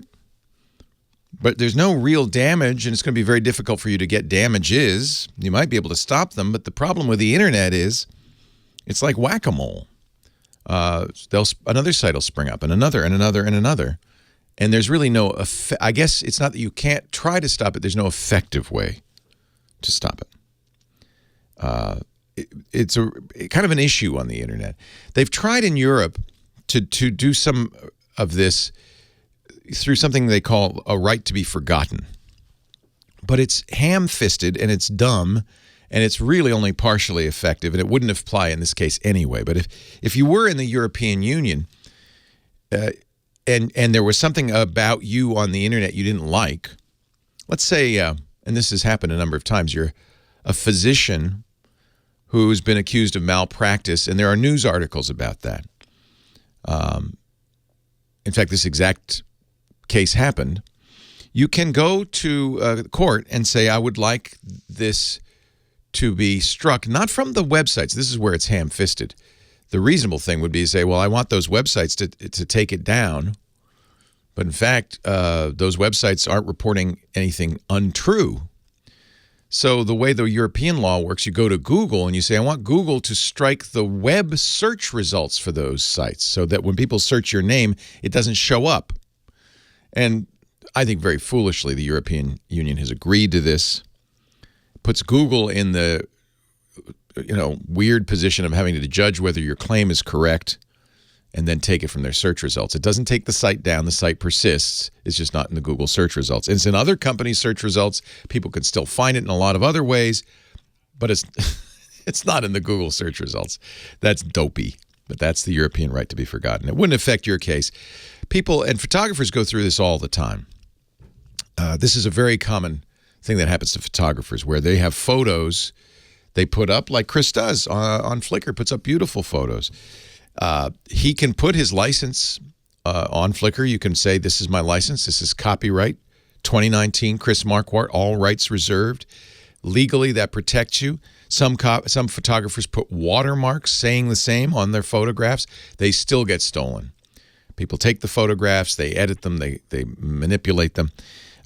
If you have, the will and the strength, which I'm afraid you probably don't, or the money to pursue them, you might be able, if somebody blatantly steals, for instance, let's say somebody took one of Chris's copyrighted photos and put it on the cover of a magazine. Well, then you'd know who to go to and how to take it down, and you could probably sue them in court. But unless the people using your copy are a well-known company, it's highly unlikely you can stop them. If they are a well-known company, you can go to a lawyer and have them write a cease and desist letter, and threaten to sue them. And in most cases, they'll change the wording. It's not a hard thing for them to do. If they're not a company, or you don't have an easy way to figure out who they are, it's almost impossible to stop it. It's almost impossible to stop it. So I don't know if the people who have stolen your words are a well-known company. Then you can probably do something about it. If you want to know who owns the website, that's easy to do. You just do what's called a who is on that web address. But chances are very good you won't be able to track them down. And a court proceeding is difficult at best. I wish I could be more help, but I think I should be honest with you that your prospects aren't good. Yeah, I suppose I could have said that. I should have probably said that you could go to Google. It's a lot of work. Do a DMCA takedown from Google. Yeah, I don't know. Tolly says Google respects DMCA requests. That's the Digital Millennium Copyright Act globally. Specific URLs can be delisted. You'd have to, and Google's a judge and jury of this, and it'd have to be fairly blatant copying of the site. And even then, all you're doing is removing it from Google search results. Let me just search. Here we go. Requests to remove content due to copyright. So, oh wow, let me show you this. This is good.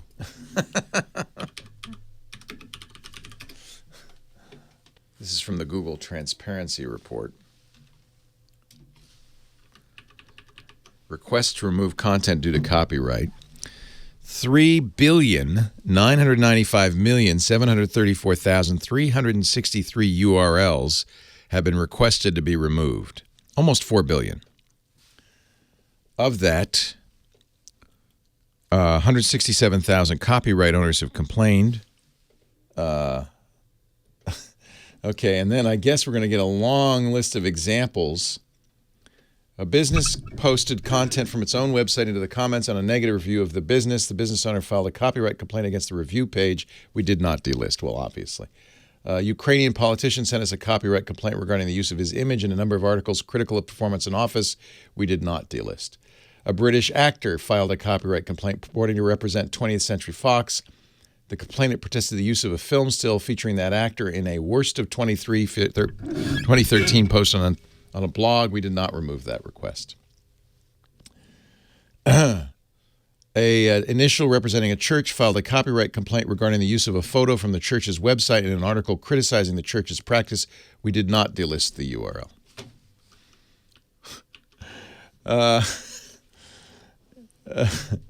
I'm seeing a lot of we did not delist the URL. I'm trying to find one where they did. In every case, it's... Oh, here's one. A member of an indie pop band filed a copyright complaint to delist a Vimeo URL because the page displayed an unauthorized music video featuring one of the band's songs. The individual had been unsuccessful in contacting Vimeo and its video's uploader. We delisted it from URL from Google search. So that's one where one out of all the other ones they showed.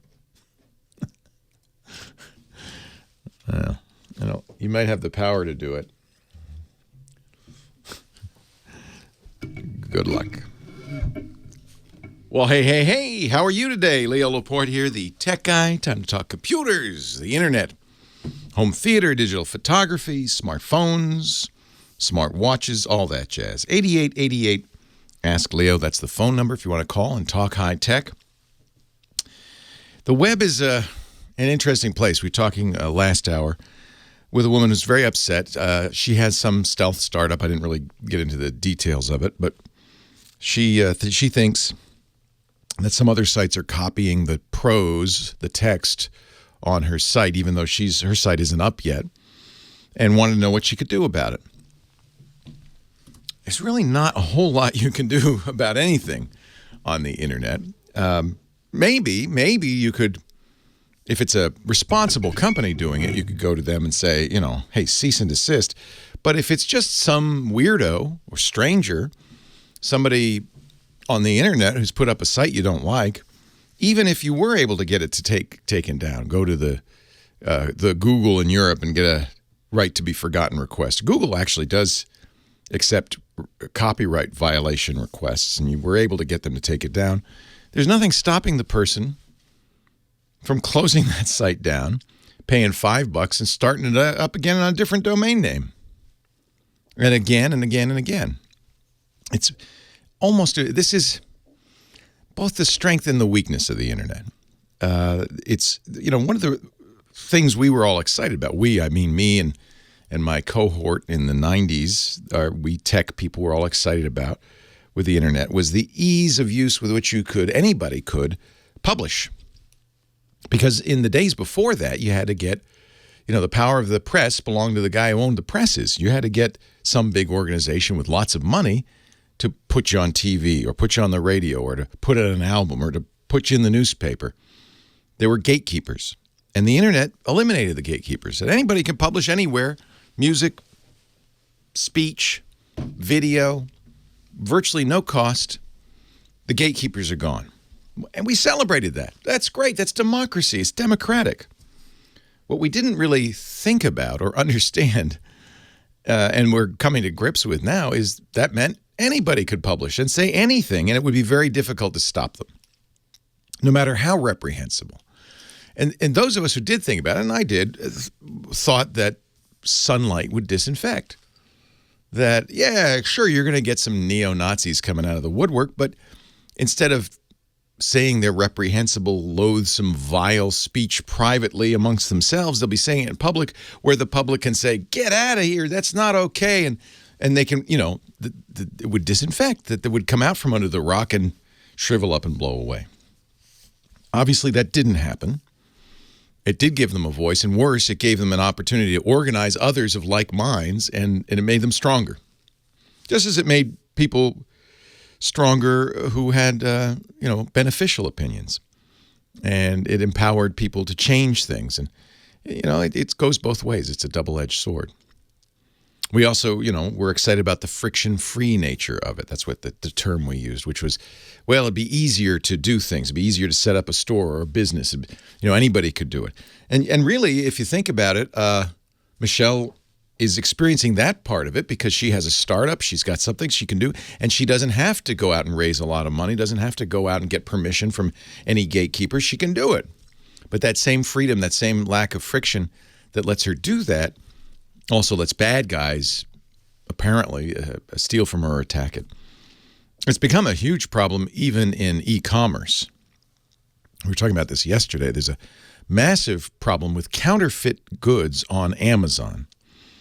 And Amazon is, starting to make some headway, I think, in fighting it, but they haven't shown a lot of desire to fight it. Half the stuff you buy on Amazon is from a third party.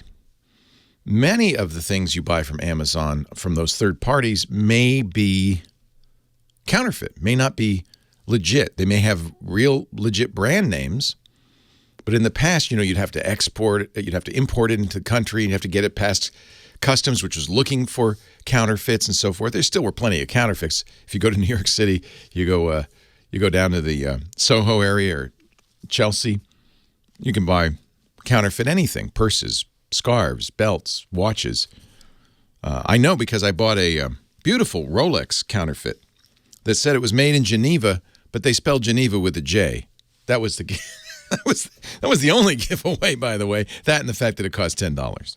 So this has always been a problem. Amazon, again, because of the power of the internet, has eliminated friction, eliminated gatekeepers, and made it easier and easier for these people. Amazon, for a long time, didn't want to talk about it. They're finally kind of admitting that there is a counterfeiting problem. I've talked to legitimate companies, big companies that sell on Amazon, who say things happen that they can't really stop. For instance, companies that sell products on Amazon legitimately their listing will be mixed in with a counterfeit version of it that looks like it comes from the same company. And somebody operating on Amazon completely normally, as you and I would, will buy it thinking they're buying it from the original company. They're going to get a counterfeit. And it really hurts the manufacturer, the legit manufacturer, because they may write a terrible review saying, this thing didn't work at all. It was awful, not knowing they didn't get the legitimate product. They got a counterfeit. And it's been very difficult for Amazon to do anything about this. Birkenstock and Mercedes-Benz have long said this is a huge problem. Amazon really, for the first time ever, acknowledged that this is an issue in its annual earnings report just this past month. They put it in the risk factors, saying they could be liable for stores selling unlawful, counterfeit, pirated, or stolen goods, selling goods in an unlawful or unethical manner, violating the proprietary rights of others, or otherwise violating our policy. We could be liable. Yeah, you're liable. It could be a risk factor. Yeah, it's a risk factor, not just for Amazon. What about us? So it's something we've really had to deal with. It's difficult. It's something Facebook's dealing with. Facebook, which was started, I believe, in the most sincerest way as a way to connect people and get people together. It's turned out that his platform has become a real problem because it is providing a publishing space for all sorts of reprehensible, incorrect, dangerous ideas. And it's hard to know what to do. It's the benefit of the internet, also turns out to be the dark underbelly of the internet. And I am here to tell you, I don't know of a good solution to this, especially if you are, like Michelle, an individual who's affected by it. It's just too easy to create a website. If somebody wants to do wrong, the internet has enabled them just as much as it's enabled people who want to do right. There was an article in The Atlantic recently by a woman who wrote of how she bought inadvertently a fake Canada Goose coat. And she actually found out that 99% of Amazon Pages customers haven't been flagged for potential infringement, that Amazon is doing a terrible job of finding counterfeits, flagging them, taking them off the site. And it's just, right now it's the Wild West. It's buyer beware. And I don't know of an easy fix. I really don't. If you know, tell me. I know there are candidates for president like Elizabeth Warren now who say, oh, it's easy. We'll just break these big behemoths apart. We'll just break them down. Just cancel their contract. Put them out of business. I don't know if that's the solution. 8888 Ask Leo, the phone number, techguylabs.com, the website, absolutely free. This is an important discussion, really important. And I think we've got to have it because we need the internet. Leo Laporte, the tech guy. Leo Laporte, the tech guy. 8888 Ask Leo, the phone number. We're rebooting the phones. Something went wrong. It's a computer, don't you know? We got a blue screen of death on our phone. So Kim is rebooting it, and once we get it back, if you were on the line, call back and we'll get you back on in just a little bit. I haven't really talked today about this proposal by Elizabeth Warren that she's, of course, a candidate, one of the many candidates for the Democratic nomination for the presidential election coming up next year. And she made kind of a surprising proposal on her website to break up the big tech companies. And there's been a lot of words spoken about it. It's, I think for people in tech, it's kind of a hot button because Google and Facebook and Amazon are such incredible success stories. Some people worry that, well, you just want to chop down that tree because it got too big. But I think she makes some good points. I'm not sure breaking them up is even a feasible policy. But she makes some interesting points. She says, for instance, that Google, and by the way, she includes Apple in this bunch. She talked about it a little bit at South by Southwest. It was just a brave thing to do, the big tech conference in Austin, Texas this past weekend, or it was past, I guess it was Friday. she says Apple should stop selling its own apps in the App Store, which raises a really interesting question because one of the purposes of the App Store on iOS is that they can carefully vet every app that you put on your phone for security purposes. It's the only way you could put an app on a phone. Apple says, Warren says, well, they shouldn't be able to put their own apps in there. But then how else would you, if you were Apple, offer those apps? If you can't sell them in the store, put them in the store, all you could do, frankly, is just say, well, all right, fine, we'll put them on the phone. They'll come with the phone. And I don't know if consumers really want a phone laden with a bunch of Apple stuff that they don't need or want. It makes sense to put them in the store and offer them for download. She says that Google is a great search engine and should stick with that. They should sell off things like YouTube, their shopping and things like that because they tend to promote those in their search results. Now, that's debated. Google, by the way, says they don't do that, and I haven't seen real evidence that they do. But that's something she says, well, that's got to stop. We've got to break them up.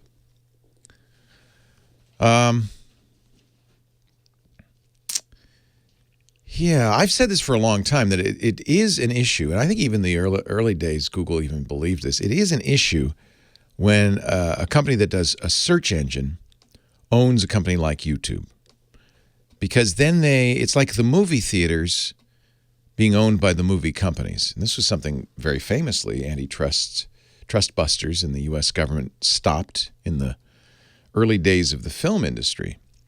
Because when the movie companies owned the distribution outlet, it gave them real strong monopoly powers, and it really affected both the competitiveness of the movie theaters and of the film industry. They broke it up, and it was a good thing. And in a way, that's what Google does, because they own both the search engine and YouTube. And as a result, if you do a search for almost anything, at the top of the page, you'll see YouTube videos for that thing. Now, Google says, well, that's because that's the best search result. That's what people are linking to, so that's what we put there. That's how it works. But just the very fact that they own YouTube muddies the waters. And Google even said this. When Larry Page delivered his first academic article about Google and Google search, one of the things he said is, and we can never sell advertising against this because inevitably, if we sold advertising, it would affect our search results. He said that in the late 90s when Google was first starting up. Of course, after the dot-com bust and investors coming to Google saying, hey, you need to make money, Google changed their tune and in fact became an advertising company, not a search company. The search is just an adjunct to their real business, which is selling you ads. They changed their tune completely. But I think he was right, honestly. The problem is, if you can't make money as a search engine, how are you going to pay for it? And Warren doesn't really address this. Certainly she's not proposing, although maybe she is, that the U.S. government take up search. I don't think we want the government doing search either. So there are a lot of issues we face in this country. Breaking up Amazon, Google, Apple, and Facebook may not be the first thing I would do if I were sitting in the White House. And it's not even clear she could do it. She also said, when asked, well, yes, and also I'd break up Comcast Universal and a bunch of other stuff. So she would have, come January 20th, 2021, if she takes the oath of office, she's going to have a very, very busy first few days. We look at what happened with AT&T. Breaking up AT&T probably was a good thing, but it didn't take long for all those little baby bells to congeal back into one big giant AT&T once again. All right, we got the phones rebooted. I had to talk for a little bit just to give us some time to do that. 8888 Ask Leo. The computer is working. We've cleared the blue screen of death.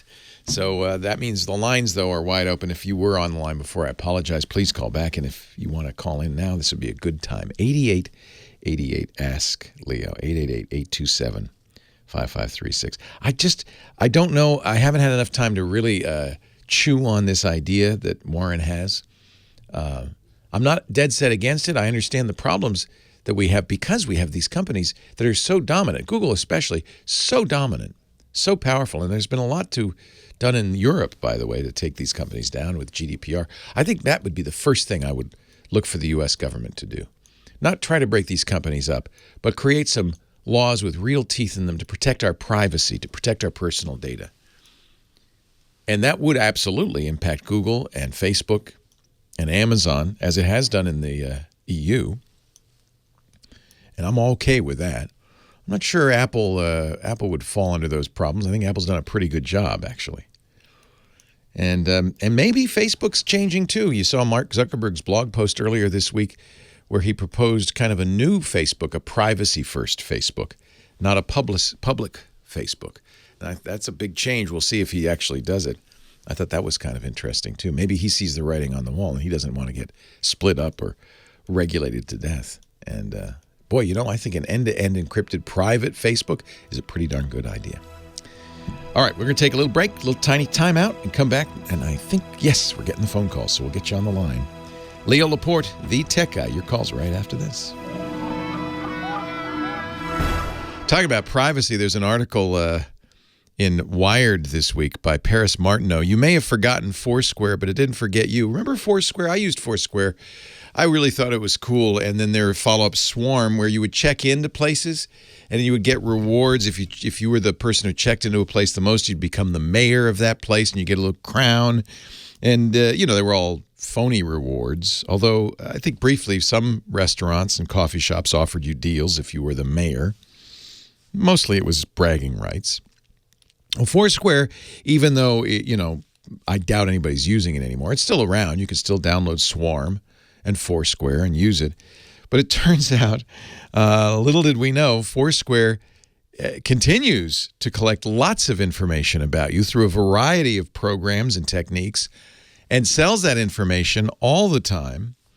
In fact, it's a booming business. It's just not maybe quite as visible as it used to be.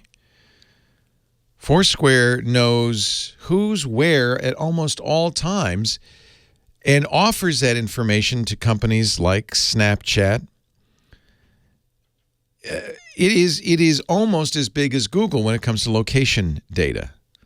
Only Facebook and Google rival Foursquare in terms of location data precision. Foursquare, Uber uses it, Twitter uses it, Apple Maps uses it, Airbnb uses it, WeChat, Samsung phones, both buy and, I imagine, offer data back to Foursquare to the point where no matter where you go, Foursquare knows you're there. They don't identify you by name, but by, get this, advertising ID, your unique advertising ID.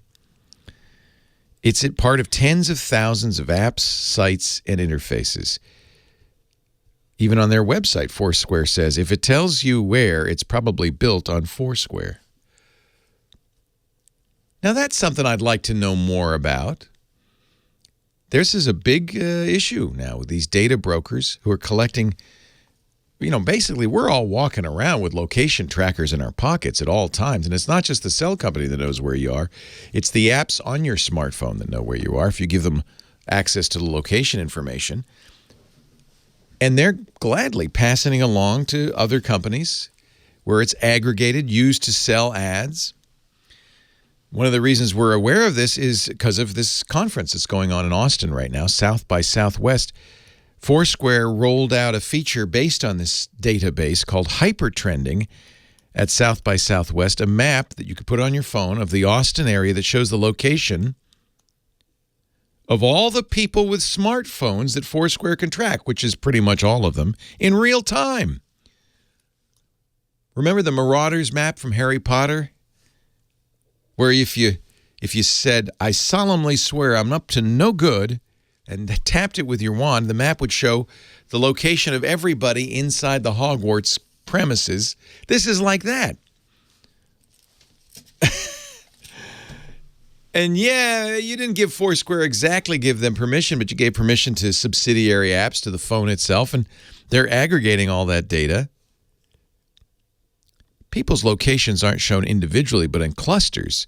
Foursquare says that's to protect user privacy. Oh, boy. Isn't that cool?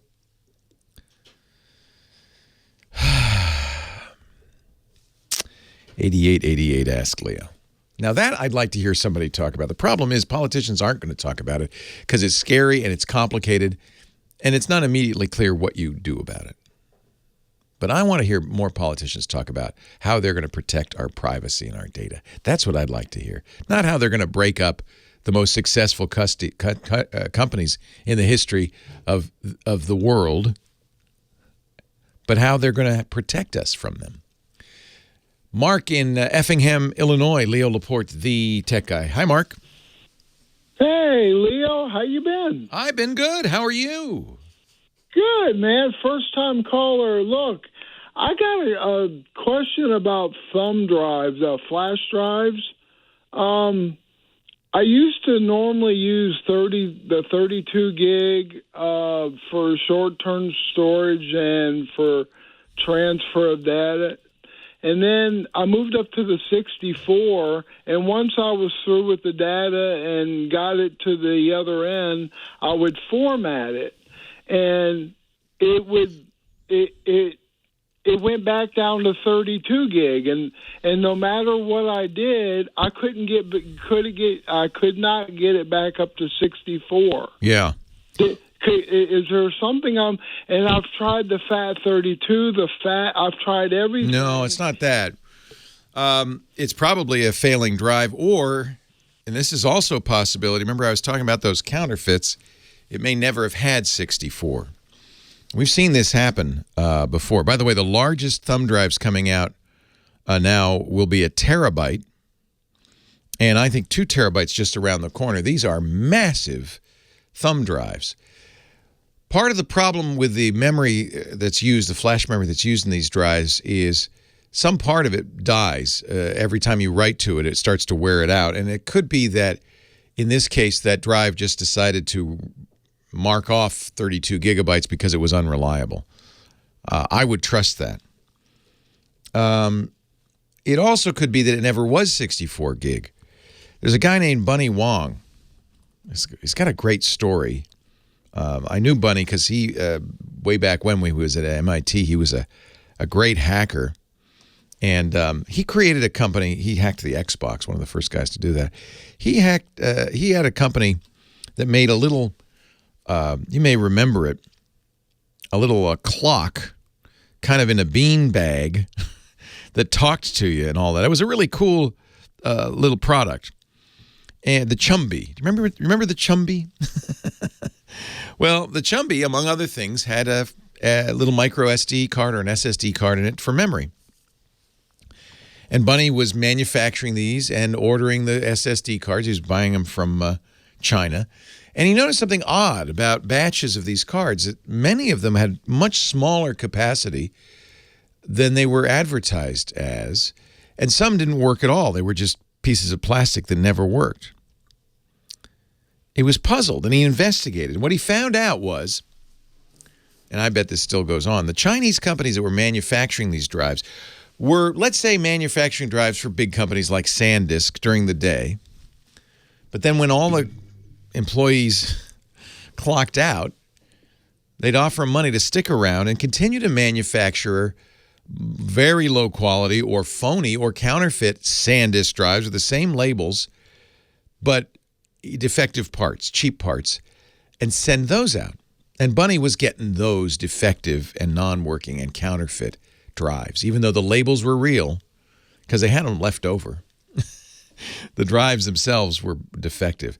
And that practice still happens.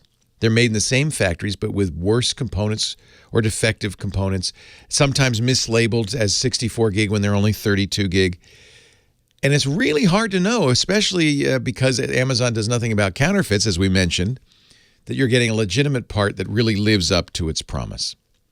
So it's possible, if it really was 64 when you started, that in the use and in formatting, it went down to 32 because parts of it died. It's possible it never had 64, and I've seen that happen many times too. It's just kind of the world we live in, I'm sorry to say. 8888 Ask Leo. Remember the Chumby? I have a Chumby somewhere in my my old museum of defunct. They went out of business, yeah, defunct devices. It was an interesting idea. More of your calls coming up right after this.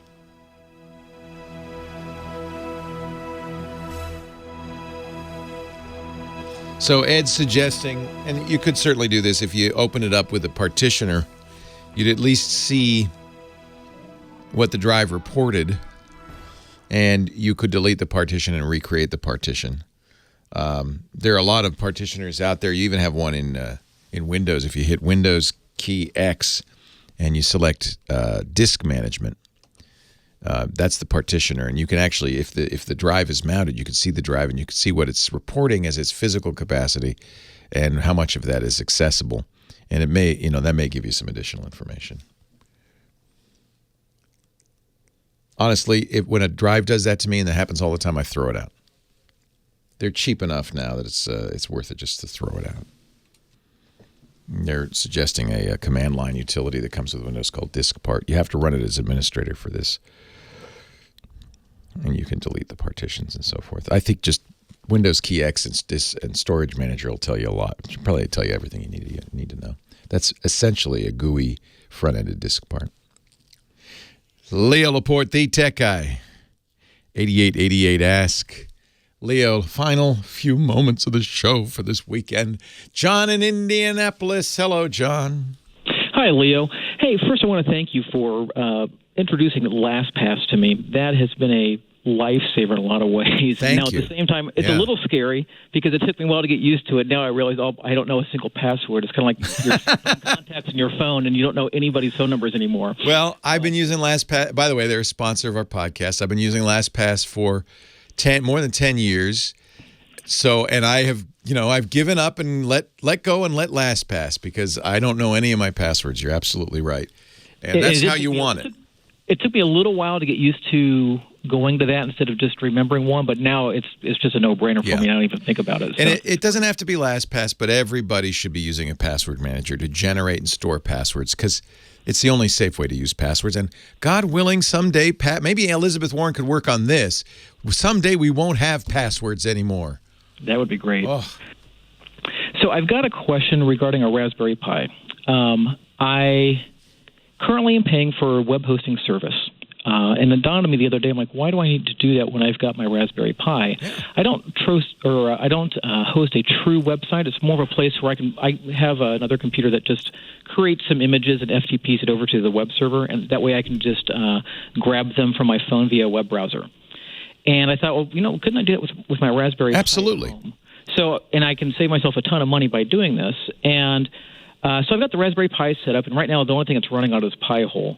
And I went ahead and installed Apache on it.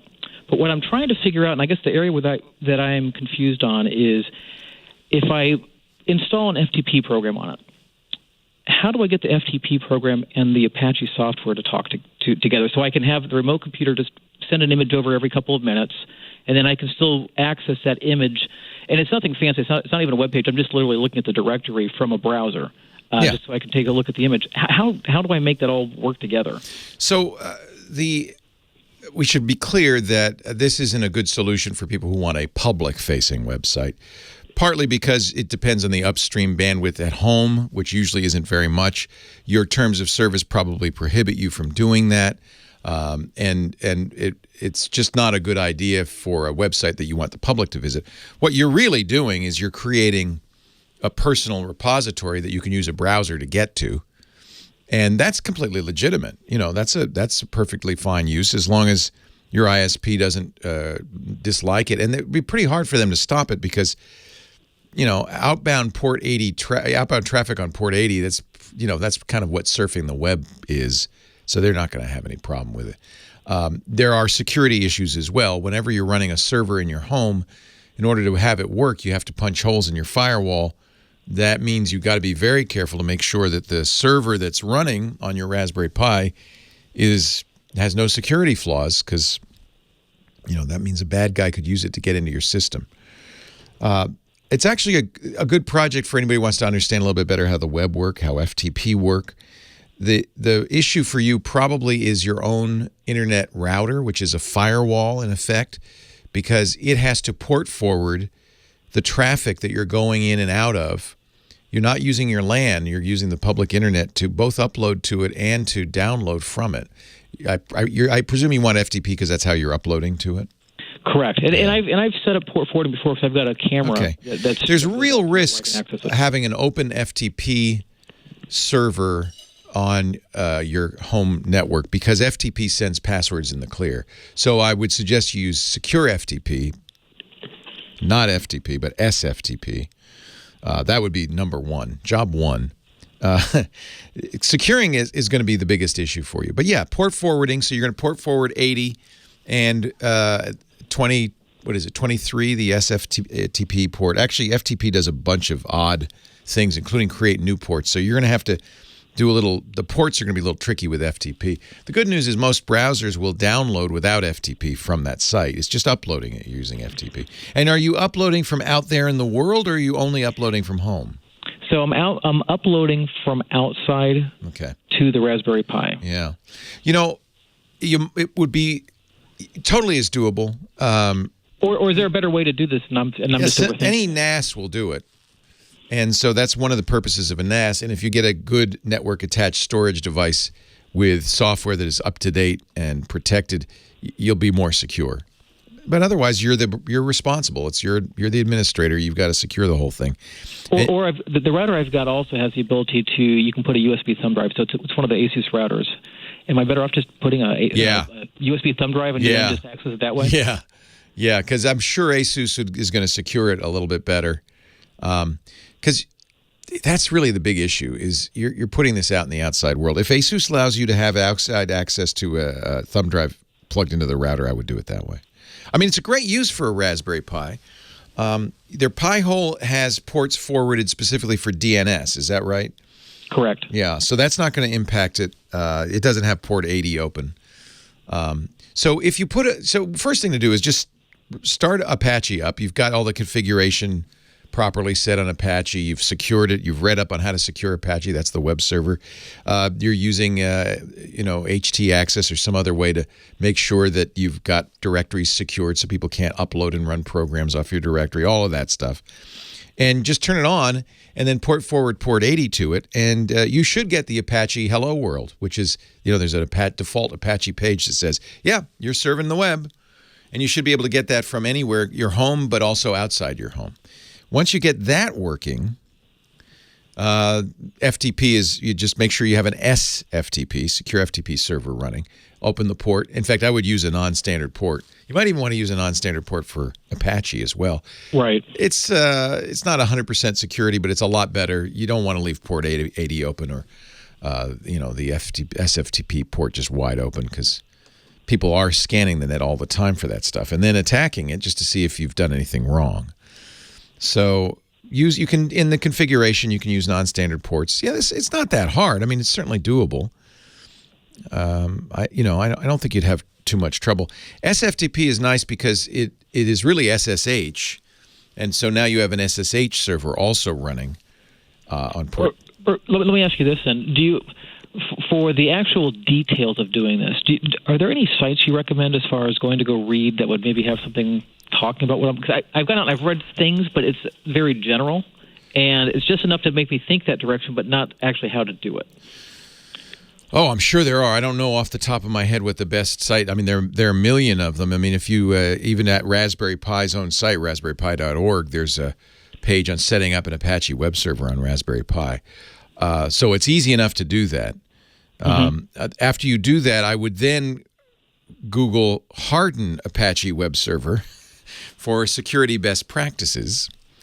And instead of using FTP, you're going to use SFTP, which means you're going to be setting up SSH as a server. SSH is nice because it's a replacement for terminal login, too. So you can log in securely to your site.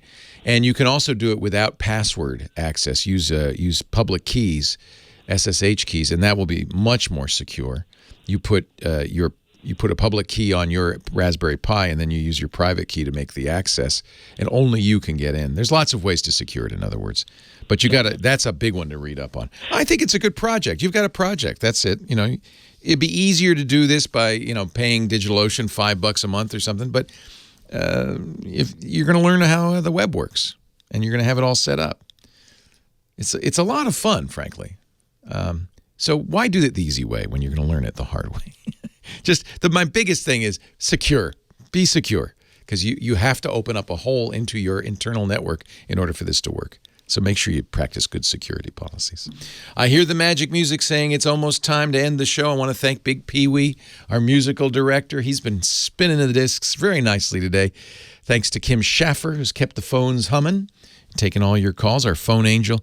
Most of all, thanks to you for joining us. I'm Leo Laporte, the Tech Guy, wishing you a happy and safe Geek Week. We'll see you next time on The Tech Guy Show. Bye-bye. Well, that's it for the Tech Guy Show for today. Thank you so much for being here. And don't forget, TWIT, T-W-I-T. It stands for This Week in Tech, and you'll find it at twit.tv, including the podcasts for this show. We talk about Windows on Windows Weekly, Macintosh on Mac Break Weekly, iPads, iPhones, Apple Watches on iOS Today, security on Security Now. I mean, I can go on and on and on. And, of course, the big show every Sunday afternoon, This Week in Tech. You'll find it all at twit.tv. And I'll be back next week with another great Tech Guys show. Thanks for joining me. We'll see you next time.